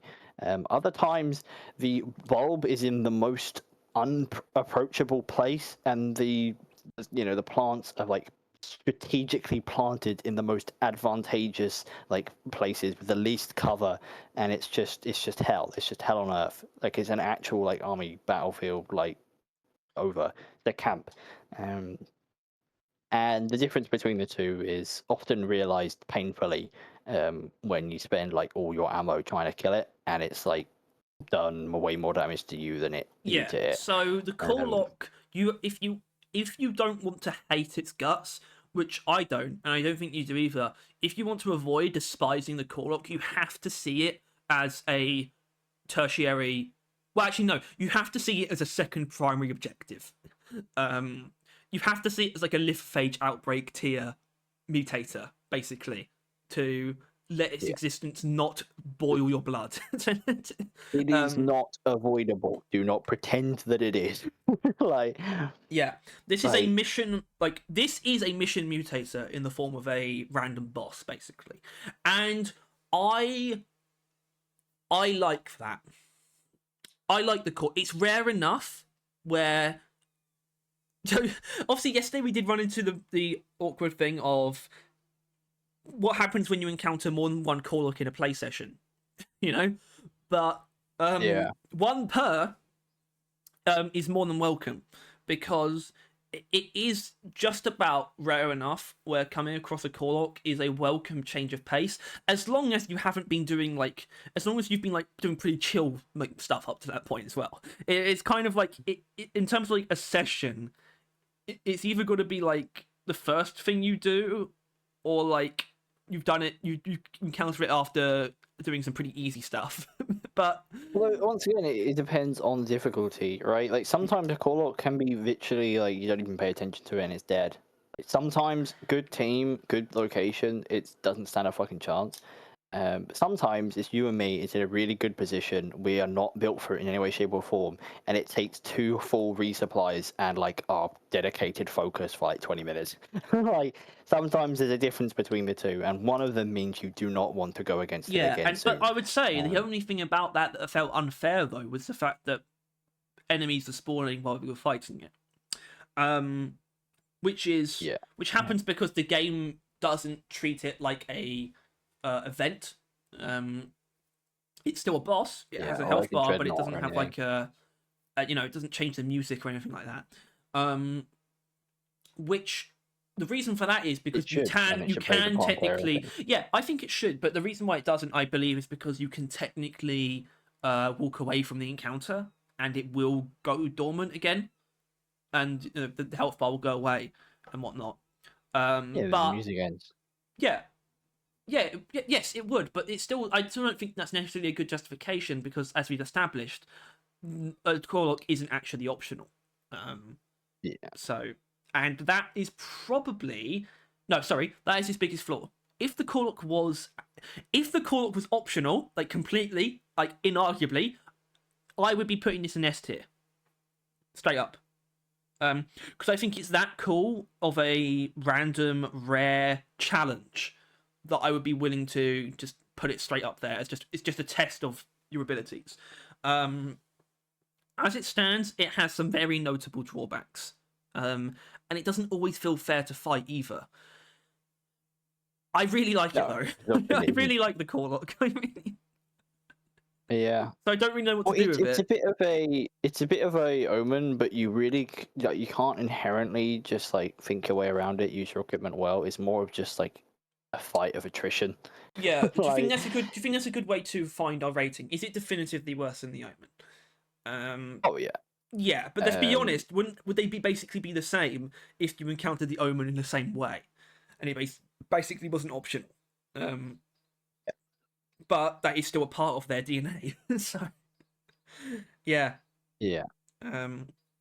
Which makes this an actual, I would say, an actual B tier, if you know what I mean. It's not just let's just put it there, because it's kind of mid. It's no, the Corlock has very strong factors of quality. Yeah. And they lead to it not really being able to be placed anywhere else. I love him though. I love him dearly. Absolute piece of shit, horrible bastard. But look, everyone's got that friend. Yeah, last one's Tom. Yeah, and each other. And everyone else I know. They all suck except for me. Dread. So, random Dreadnought spawns. One of the coolest things in the game. Straight up. Yeah, just another one of those things they did back then where it's you know what, we cool. And then they added it. Yeah, and do you want to know why? Because it is genuinely that rare. It's a 1.5% chance to happen on any given mission. But it's still excluded from most mission types, though. So it just does not happen very often. It just... And yeah, it would take doing like 100 mining missions to really guarantee one, which obviously is not how statistics work, but that's like kind of what you got to be doing. But if you were to play a random assortment of game modes, those chances go down even more drastically, It considering some of them happens. it's not even possible. It's so rare and so cool of a thing to happen that even though it can very often lead to a team wipe because of how jarring it is. It's so rare and so cool that doesn't even take away from it. It doesn't, for me personally. It's like sometimes you got to acknowledge that missions are meant to be fun, not you're meant to win them, right? Often winning them means it's fun, but like something like that is so fun that ultimately, if it does kill you, it's like they're so rare and crazy for that to even happen. Then oh well, like it's one of those kind of things, right? Like Yeah, I don't know, it's just fun. That's purely what it is, right? It's just a dreadnought fight. Otherwise, it's just a dreadnought in a cave which might not even be made for dreadnoughts. Your build is not probably made for dreadnoughts. It's probably gonna fuck you over. But like, hey, it's a fucking dreadnought. It's just pulled up in your mining mission. It's crazy. yeah, and it works As because fuck. the vibes are like genuine. In fact, usually the music starts like right before Mission Control actually announce it. Though you hear like the first note, and then Mission Control's just like Yeah, something big is heading your what? way, and it's like he Yeah. actually means it as well. So it's you very rarely hear that voice line. You very rarely hear that music outside of an elimination. It's a really, really fucking cool thing to happen. And it doesn't keep me going. But whenever it happens, it reminds me of why I'm still going. um, so, I mean, we can start here if we want, but I think ultimately we could ignore the fact that it can like fuck you over hard by putting a fucking dreadnought in your regular mission. All we want, but I think we can't if we want to put it in S. We have to acknowledge that ultimately, it isn't balanced. no, Really, it's not. like dreadnoughts, I feel like are specifically designed to be known going into a mission. You can build around them, but But yeah, I think you would otherwise, never want it to not be able to happen just because it's not yeah. balanced. Yeah, so I think A is damn right, damn Yeah, straight, it's probably the only thing damn we yeah, can hell yeah. really do. I think I would. My personal feelings are very strong. It's like one of my favorite things about the game, but Yeah, it wouldn't quite sit right with like me. it's like how cool a Crassus is, but it holds up. That's the kind of thing a Yeah, dreadnought, the because random it's dreadnought rare score and it is. doesn't change in terms of what it is. It's just an obstacle, but it's something that you do relatively know how to work around. That you know how to fight it. It's never gonna take as long as the Crassus because the dreadnought fights are designed to, And um, ultimately a more yeah, engaging fight, the dreadnoughts aren't right? bullet sponges really. Let's be honest, they're Yeah, not. but they got a unique They're move set. tough, but they're not bullet sponges because they actually respond to your attacks in a ways that are interesting, and there are stages. So they work pretty well on that front too. Yeah, just a really great thing. I did realise we probably should have already done the Hulie, um, with the Crassus and the Golden Loot Bug. Really? Nah, who is his own guy? All right. Some of them can be on their own. There are a couple that are on their own. Why is Corlock still in there? I should have got rid of Corlock. If we get Corlock, I'm going to kill myself. Hmm. Oh fuck. He's got to kill himself. No, no, we didn't get a Corlock. We got the good, the bad, and the ugly. I guess is a way to put it. I guess a certain trio. Season. It's these fuckheads. Yeah. Yeah. Do you like Do you like the names? Eek I Meteor. wanted to call Molly Harold Meteor. Angie Meteor first. Um, Accurate. but here they are. The Rockpox events. Um, Yeah. Starting with Big Meteor. Big Meteor is almost the platonic ideal of a season event. The only thing that's wrong with it is the fact that it just doesn't. It's just not willing to bring in relevant enemies. And we know Yeah, why. the There's a enemy spawns very it. poignant and frankly good reason why that happened, and it was clearly rewarded based on the actual response to the Rockpox anyway. It was clearly a good move, Yeah. but now it would really benefit from that. But it is a very concise, well put together piece of gameplay content. From start to finish as well. It's got spectacle as well. It's got spectacle. It's got decent engaging mechanics, and it's generous enough with them as well. It knows not to be knows how to not be a dickhead like the data deposit.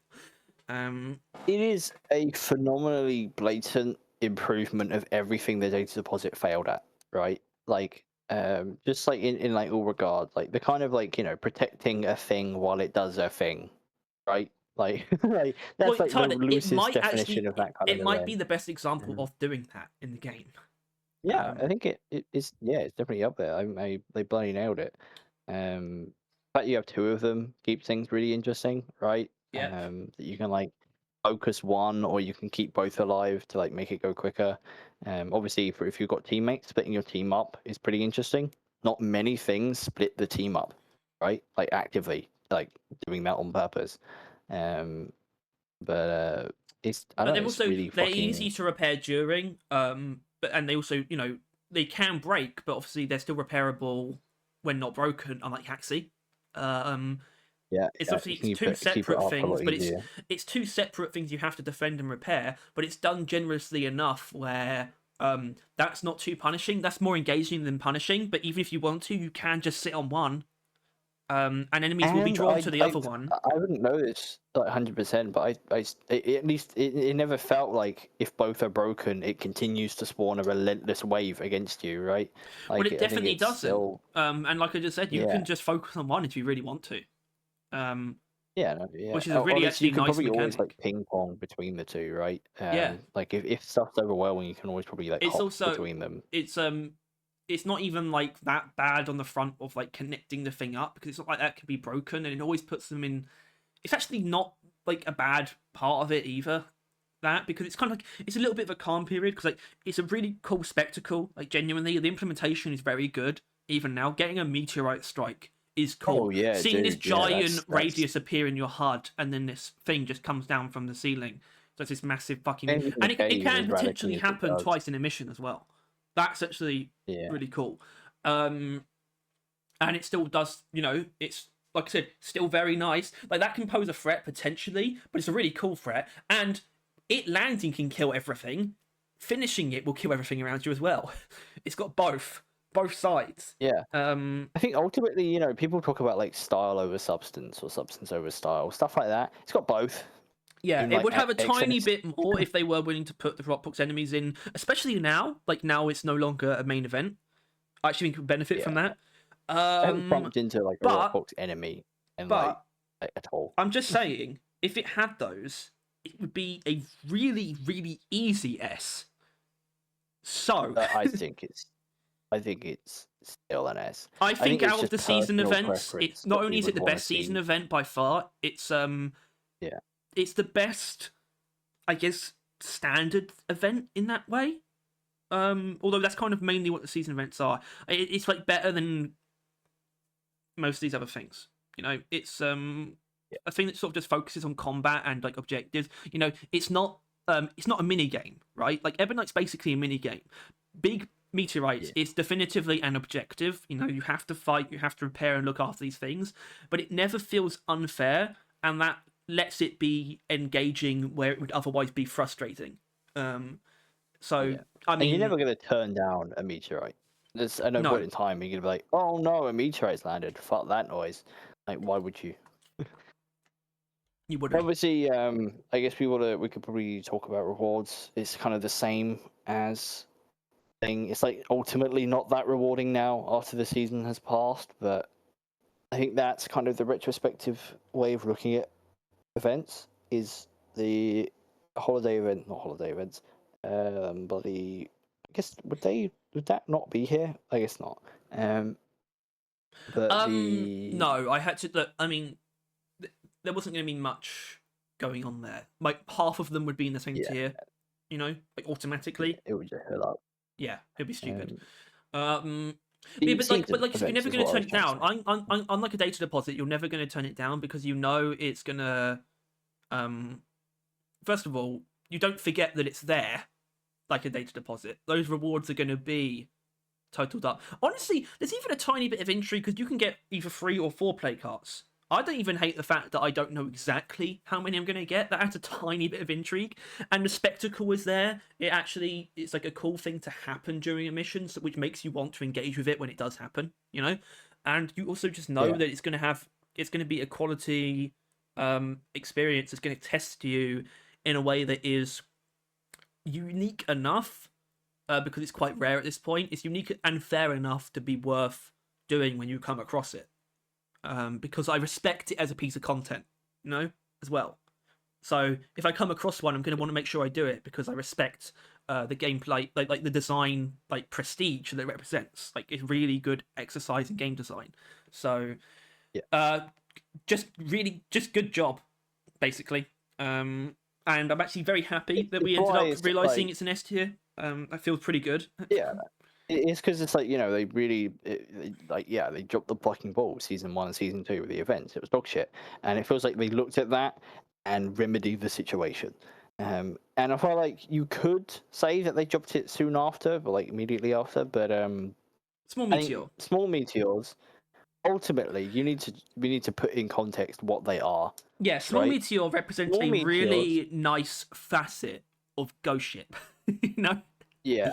Like small meteors was a bug, they labeled I think it was like a shrapnel of the large meteor, small meteor, and it got through to the alpha, the people can play earlier stage, and they patched it, but people were not having any of it.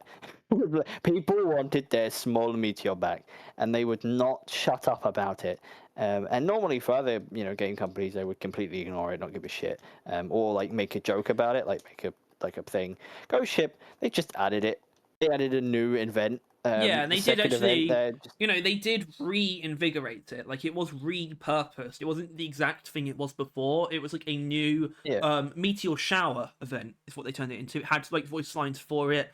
The actual exercise of the event is completely different. They're much smaller and therefore easier to crack Meteorite. So it's literally just it's actually it is the weirdest season event because it's not an event in the game sense, right? It kind of just happens and then they're just there for you to crack open if you want to or not. It's like the golden loot bug, kind of. Which makes me realise the main drawback, obviously, it's not the kind of thing that would end up in S tier anyway because it's not a really impressive display of game design or whatever, or things like that. It's not that big, but the main flaw is or was it was way too common. It was so fucking common that they started pissing me off, and you've had that for almost 2 years, over a year and a half. Yeah, the thing is because ultimately, while they added it because the community wanted it, it's also because they realized that if you engage with the new content, if you went on the Hyperphage anomaly missions, you couldn't get the huge meteors. That was just a thing they did. Right? And that did make. Go on. That's kind of slightly bad. You're not going to be getting any play cards while engaging with the main content. So then they added this as a way of getting that. Yeah, which did make which is part of making them more common, but it was a good idea still. All missions always. So it's just a double whammy, and it's just ultimately it's still not S tier, but it was just such a great exercise in them being game designers, them being a very competent group of people that know what the fuck they're doing. It was a really nice moment. A thing that people wanted. Yeah, it's like the head of the director, that kind of thing. Yeah, but in a even more practical sense, people actually basically added the event to the game, essentially, right? The community at large got this event added to the game. Yeah. And ultimately, it's not that bad of one. Yeah, it's slightly common, but you kind of need it to be that many to get enough fucking hearts. It's also cool because it's actually more of a hazard than the big meteor because it actually covers more area and in a way that is more intrusive because you kind of feel like, oh, I don't have to just clear the area necessarily because there is safe spots here. You're actually but you are going to be dodging about. Big meteor, just run until you're out of the radius. Small meteor is much more haphazard than that, and it's also kind of a nice game of what's a good comparison? I swear it's a thing of cracking eggs or whatever, and one of them has something in it. I don't know what that is. I swear it's a thing that can be related to, but yeah, little bit gambling. fuck it. Yeah, a little bit of gambling, and it's like I don't mind like looking for them and cracking them open, and then the fact that like you could get one, but you might actually get two, so it's worth cracking them all open. And heaven knows you might get three if you're one of the 10 people that's ever happened to. One of them being me. Yeah, technically, like 5 is possible. It's like, technically possible. It will never happen. Yeah. Though. It will never. But the fact that it could, it's like I've got to crack them all open. I've got to. I've just got to do it. So, I mean, yeah. So really, the only drawback was the fact that they got common enough for me to find them annoying because it felt like it was happening every mission. But now they're so rare, we haven't gotten them. Yeah, and if it did happen, I'd be like, "Oh, small meteor, how you doing?" And he's doing well because he's an A tier. Unlike. Yeah. Fucking hell, Harold. Ship took the ball again. Yeah, but this is season 4. This is just season 4, though, isn't it? It's just... Well, actually, no, it's not, because we have another one. We have another season 4 one, and it will be not low down at all. But Harold, yeah, the Rockpox Corruptor. Not particularly fair on him. That he was literally the main piece of content for season 4.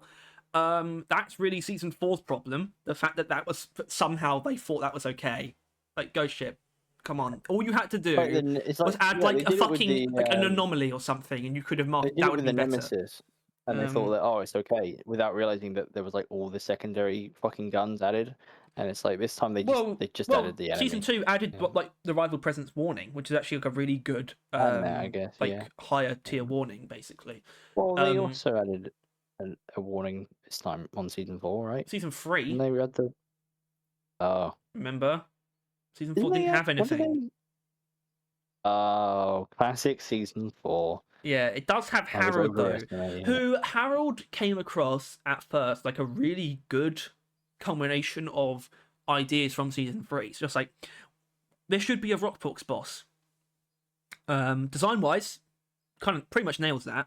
It's like a really freaky looking pure Rockpox creature, and it's what happens when a plague heart is allowed to like just basically just fully grow. They just start walking around. And it's like we saw right from the get-go, right from the key art, that the cleaning equipment is part of the fight. Like, good idea. In practice, in context, we praised it so much. Like, yes, reuse this content, make it like more like a thing, like good. It makes it more valuable.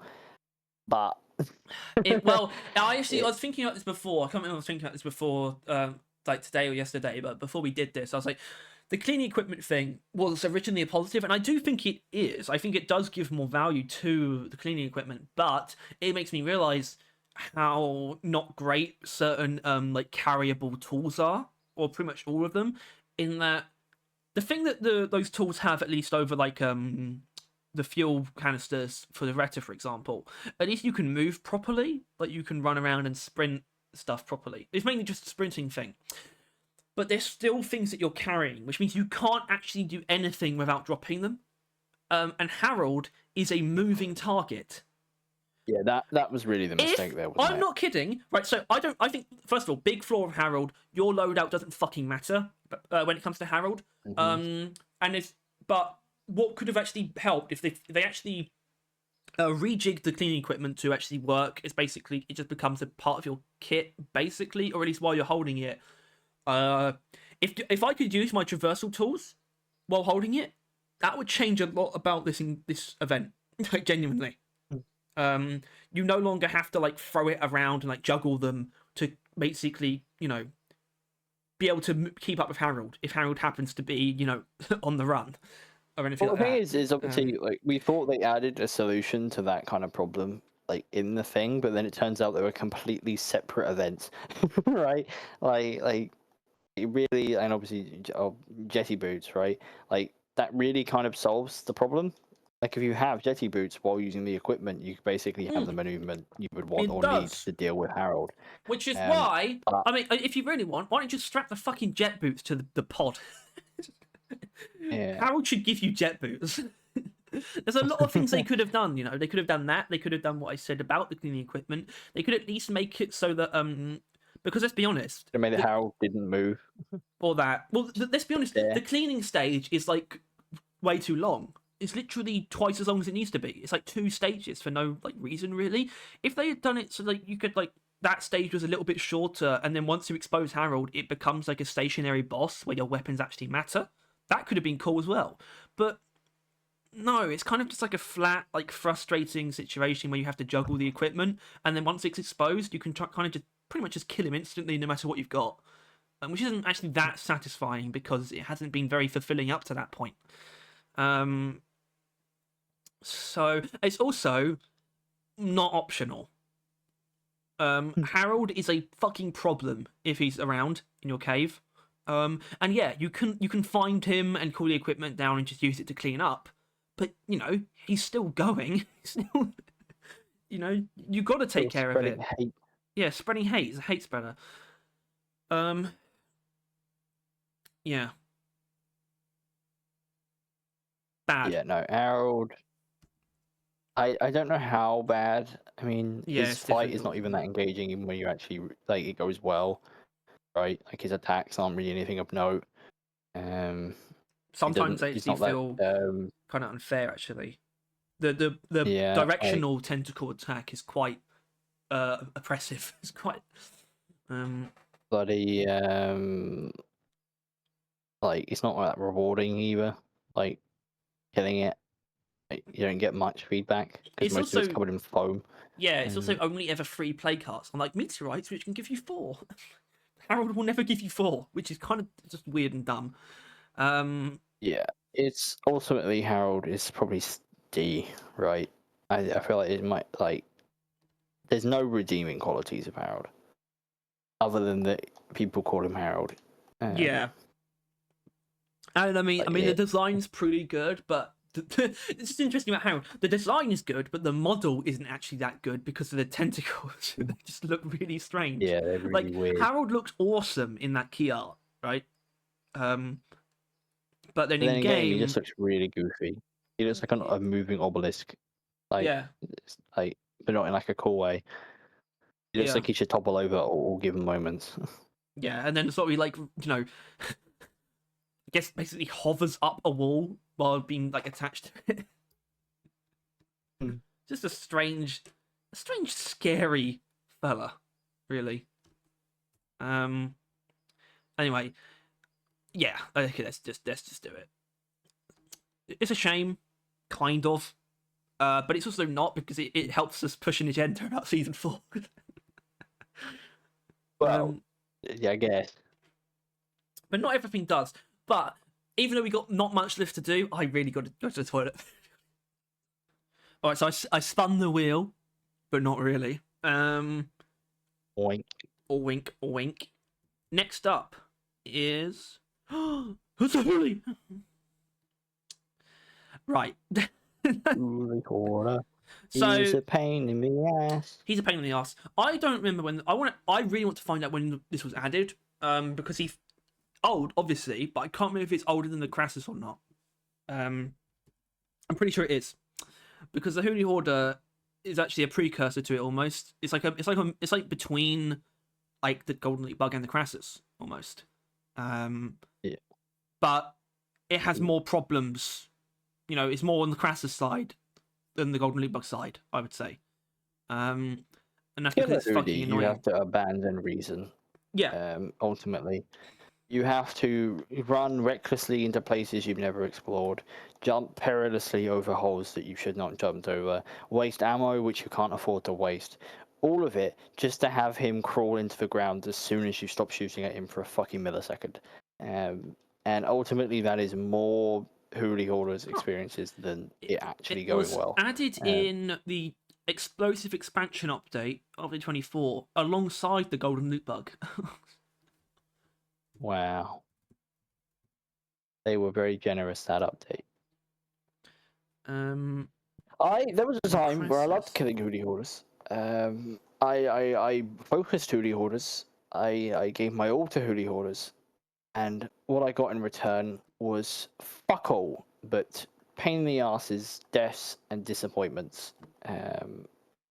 And I haven't killed one in like ages now. Yeah, really. Hulie Like, Hoarders carry a lot of weight at first because, let's be honest, when you start playing the game, minerals are really important. Like, really important. Yeah. Every upgrade requires some different form of minerals. If you're playing more than one class from the get-go, you need as many different minerals as you can. Like, I think Hoolies, they do carry every type of mineral pretty much, or they can. Like, even in different amounts, but I think they carry everything. So they definitely appear worth going after. But as far as I know, it definitely feels like it. I could probably find out pretty easily. They're like values, like health and stuff, scales. So they get Yeah, harder. they're tanky some bitches. Yeah. Because the best kind of way of dealing with it is normally like you need to like have some sort of control, like sticky flame, like cryo, like whatever it means. Sarge, that's because I'm general. Obviously, that's what I think of. But electric. Holy fucking! Is that real? Sorry. I'm looking at the health values for Holy Hoarders. I don't think this is right. But I'm gonna. Well, I'll get to the weirder part in a moment. But so yeah, I'm looking at Hazard 5 with 4 players, for example, or Hazard 1 with 4 players is 1,275. Hazard 5 with 4 players is 2,250. So it goes up by a lot. And they're super fucking fast, but it has the Hazard 5 Do you plus roughly values. know how much that falls into like other ones? Like, is that like the small and Praetorian, right? Or is it? Oh, that's more than a Praetorian, I think, with 4 players. Yeah, which Hazard is 5. Fucking insane. Yeah, with how fast it is. But run away. it's also got the Hazard 5 plus stuff. Apparently, Tough Enemies 1. Okay, this is fine. Tough Enemies 1, it goes up from 2,250 to 3,375. That's a big jump, though. That tells you how much enemy toughness does. But for some reason, for toughness 2, it says... Oh, okay. I might be the stupidest person ever. I thought it said 39,000. It says 3,937.5. Still, big fucking jump. But that's Hazard 5 plus. But yeah, tough, very quick. To kill a 4,000 health creature that is running about as quick as you are on all like platforms. Like you can run up a wall, run up a ceiling, run into any cave any moment. And if you don't if you're not consistently like touching him or shooting him, he will just disappear, and that's it. Everything you did to him was a waste. Nothing matters. Very tough, very quick, very punishing because it's so easy for it to get away. And if you're in a position where you either have everything or have pretty much everything that you want, which is most people who are playing the game still, just a nuisance. Nothing but a nuisance. So it's very easy for him to collapse completely. In fact, he falls off worse than the Crassus, really, doesn't it? Yeah. I mean, it's just like when we played yesterday, there was a Hulie in like every single fucking mission for some fucking reason. Just like every goddamn cave. But it didn't matter. We just fucking ignored them. A single cave where we killed him.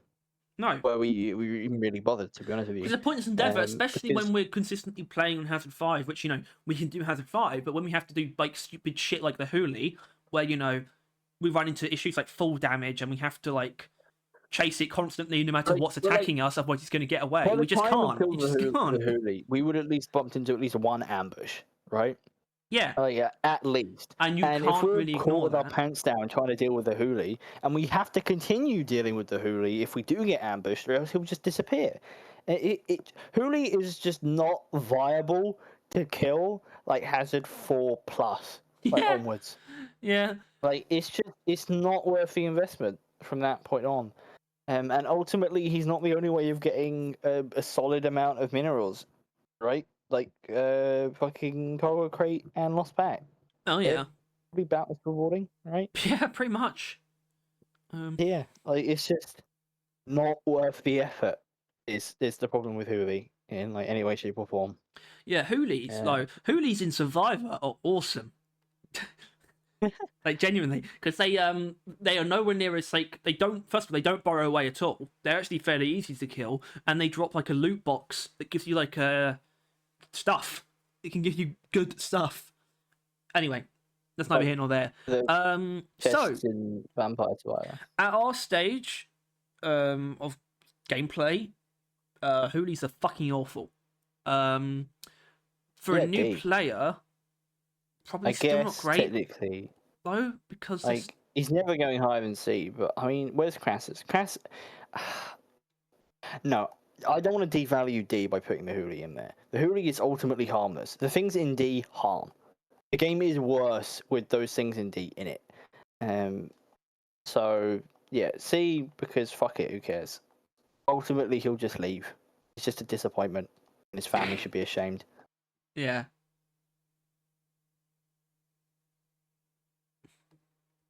All right, good. The good season 4 thing that's in this list. Jetty boots are probably one of the Move it from stranger where it is. ones. What? It's just in the middle. It's hard to look at. Yeah. So jetty boots are kind of strange because they are probably the most out of place in this whole thing. They don't technically give a reward. They're not really a challenge to acquire. Unless you're like really bad. So they're just a new sort of weird power up you can just get randomly. It's basically just an anomaly, but with a bit more presentation. And not an anomaly. And also not an anomaly. So you can have both. But what they are is fun and cool. At least. Yeah, I mean, obviously, opening the crate, you can't ignore that. That's essentially the activity, right? That's the event, opening the crate, which is jetty boots. Can be a bit rough in a cave if you didn't really think about it. And you just started it, and now there's like a bunch of enemies consuming you, and now you're dead. But ultimately, it's really only like, have you just wiped out an ambush or swarm? You're probably going to be all right. Maybe set up defenses if you can do that, like sludge or turrets, and then just get to work. It won't take that long. They also And then that's the event. basically give Congrats. you. What was that? Well, that's it. You just do the jetty boots. That's the event. You've done the event now, and it was all right. But then the reward. Yeah, Like, honestly, the rating of jetty boots pretty much comes entirely down to implementation, I think. Yeah. Because they are pretty damn rare. There's no real way to guarantee them. But to be honest, how does that differ from something like a Betsy, though? Really? And especially when jetty boots, though, are much, much better than a friendly Betsy. Really. Yeah. And But it's it's weird not. that they don't have it on there. Like they're. No wait, yeah, they didn't have jetty boots, didn't they? Yeah, on the Like wiki page, it's yeah. just by definition exactly like the rest. It's basically just like a cargo crate. You just you go find a thing. It's beeping. It's got the beeping, man. Come on, they brought back the beeping. Give it that. Yeah, we love beeping. And we do. We love a bit of beeping. Except in the mini mill. Fuck beeping in the mini mill because it makes me think I've got something called like cargo crate or something. I But it's understand. not that. Something I'm not else. going to downplay your experiences, but I will say I've never experienced that. Shut your mouth. But yeah, brought back beeping, and I think ultimately, yeah, the reward is better than anything really can give you within the caves. Right? When it comes down to in-cave benefit, I mean, what's the alternatives? It's like Prospector could probably give you maybe a hacked patrol bot or two. Yeah, I suppose so. Yeah. Betsy, There's obviously, Betsy. her directed self. That's it. It's Meteor can spawn a bit of hot rock if you want to use that. But Oh, I mean, yeah, no, that is if you get a swarm, just sit in the meteor and you'll be all right. Like actually. gamer tip there for anyone here listening. Yeah. Yeah, and I guess Ebonite power stuff for a little bit. Point is, Jetty Boots is incredibly cool and strong, and ultimately counts as an event, and ultimately is there, right? Like owning Jetty Boots is part of the event. It's the reward of it, therefore it counts. Therefore, it's like at least A tier, really. Right? Yeah, Jetty Boots right here.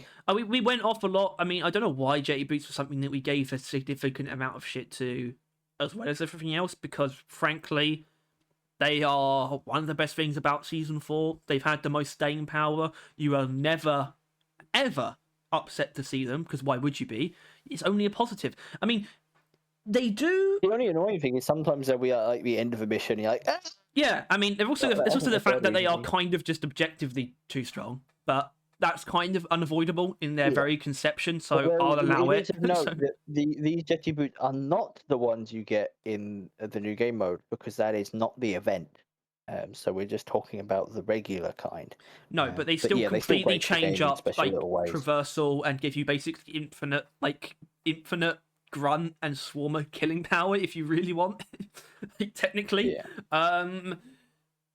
But man, they just change the mission up so much and in such a positive way, which is like just feels really good sometimes to have like you know, no matter what difficulty I'm playing on, just to have like the weight taken off my back in this way is a nice thing to have if you're like doing a relatively long session at all.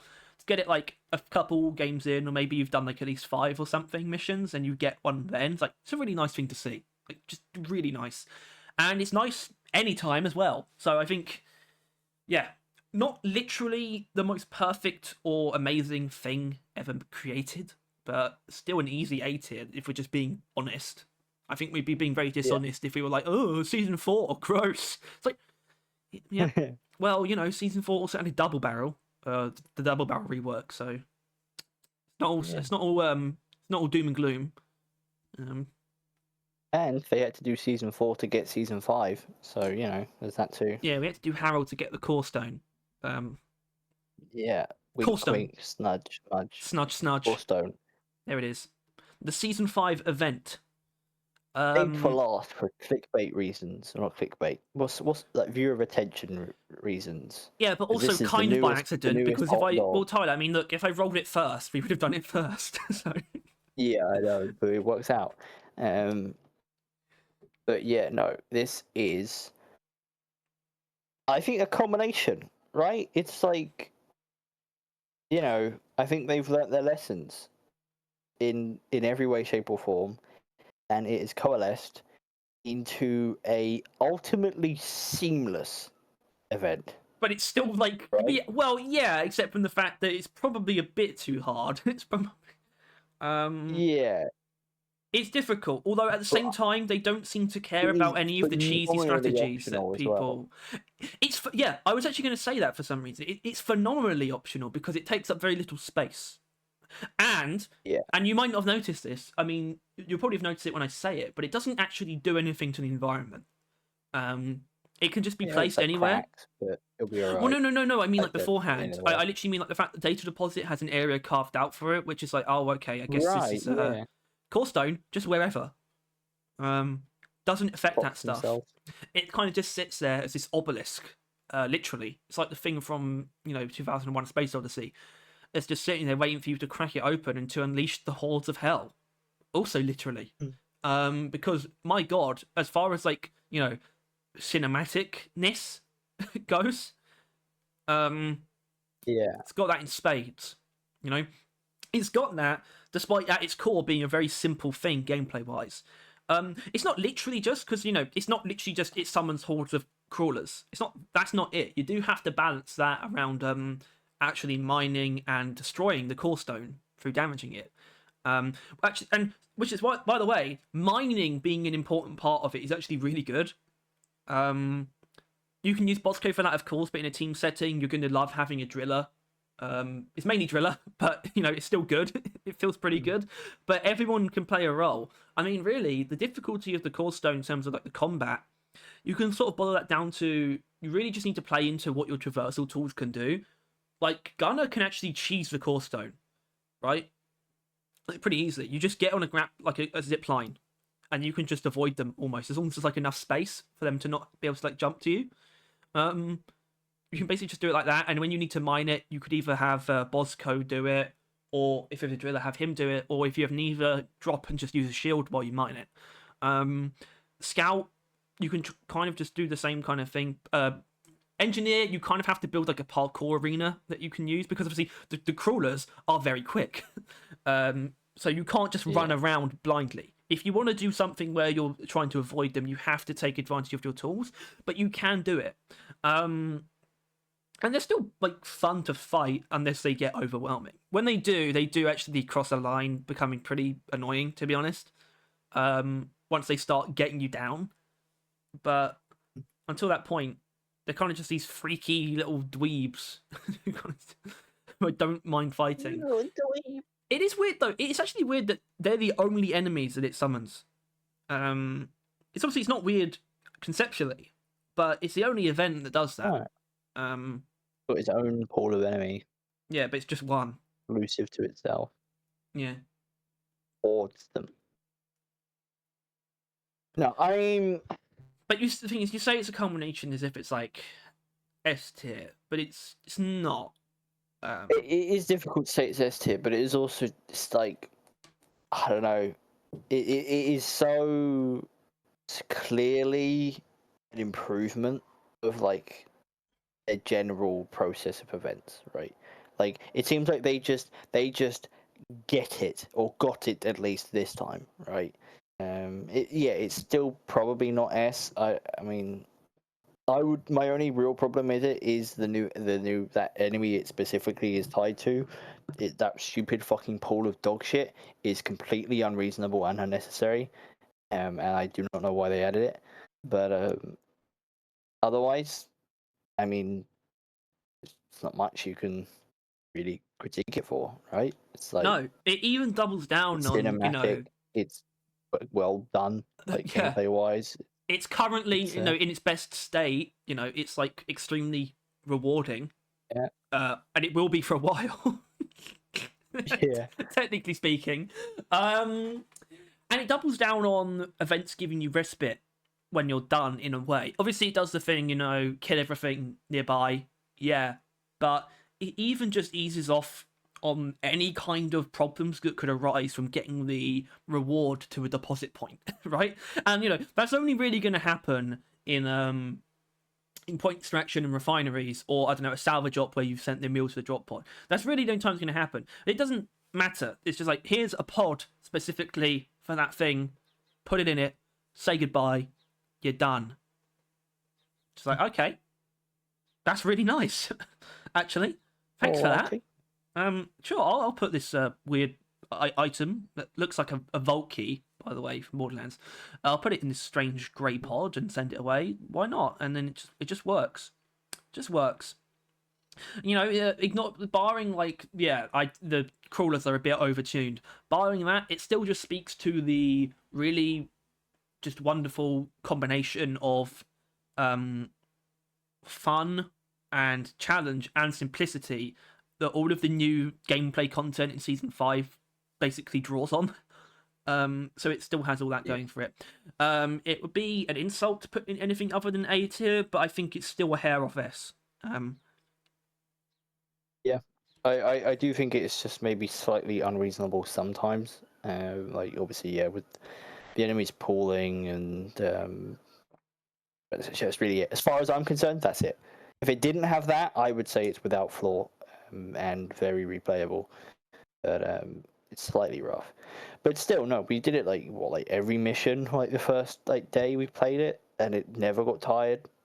Like, still don't hate it, although I've not got it that often recently. No, it's not something I would. Well, actually, I'm a little bit trepidatious about actually starting them, because I don't know why. Maybe I'm just a retard. I sometimes find them pretty difficult. But maybe I just need more time.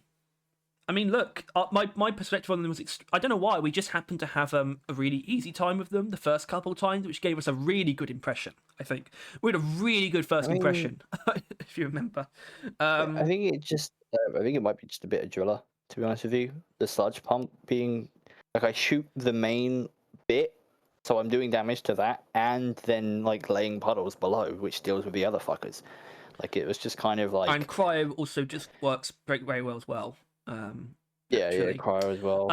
It's also... I don't know if people... I'm sure people do realise this. Maybe. but the core stone itself is a weak point, and it's a weak point that is affected by critical weakness. So I had that happen, and it kind of just went down like super quick, and I was like, oh, why'd that happen? I look in the top left. Oh, which is kind of funny given that the crawlers don't have weak points. Yeah. They're basically defending their big weak point. Their one big weak point that they all share. Because if you destroy it, they obviously all die.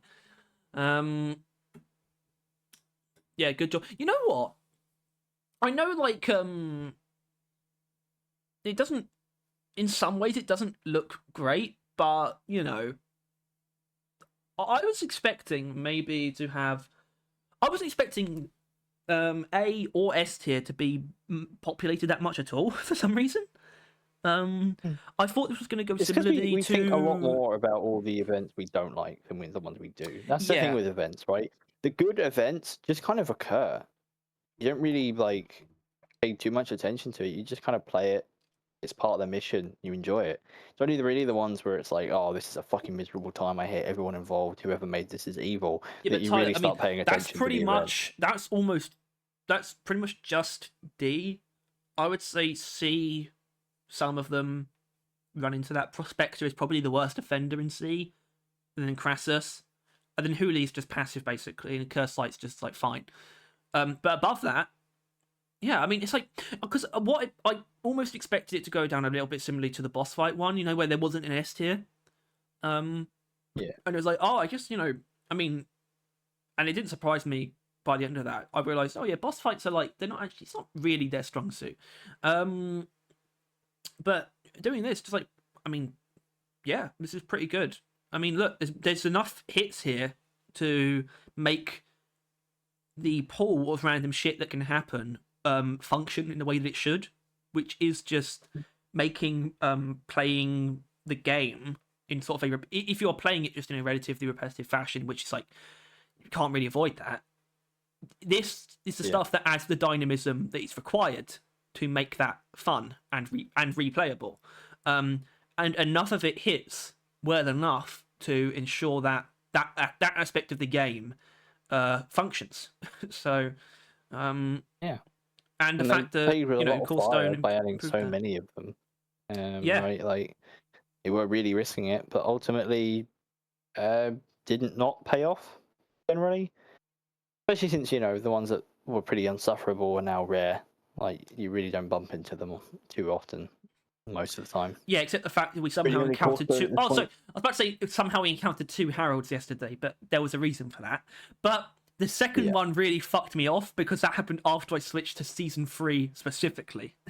So it's like, yeah, thanks, guys. And he shouldn't even be spawning.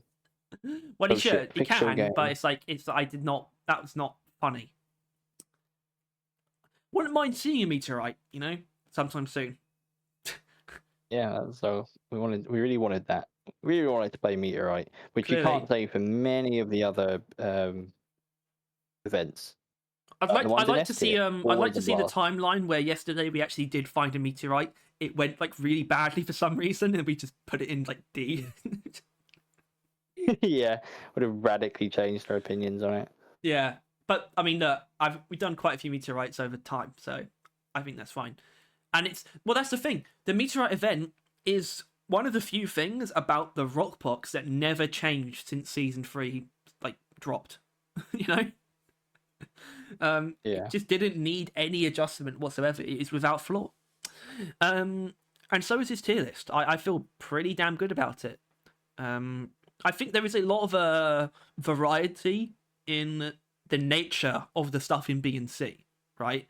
With the fact that the Prospector and Crassus can dip into being fairly annoying, and some of the stuff in B, like Corlock, can be a mission ender, which almost makes it sound really bad, but that's kind of what we're dealing with quite a diverse pool of items for this tier list.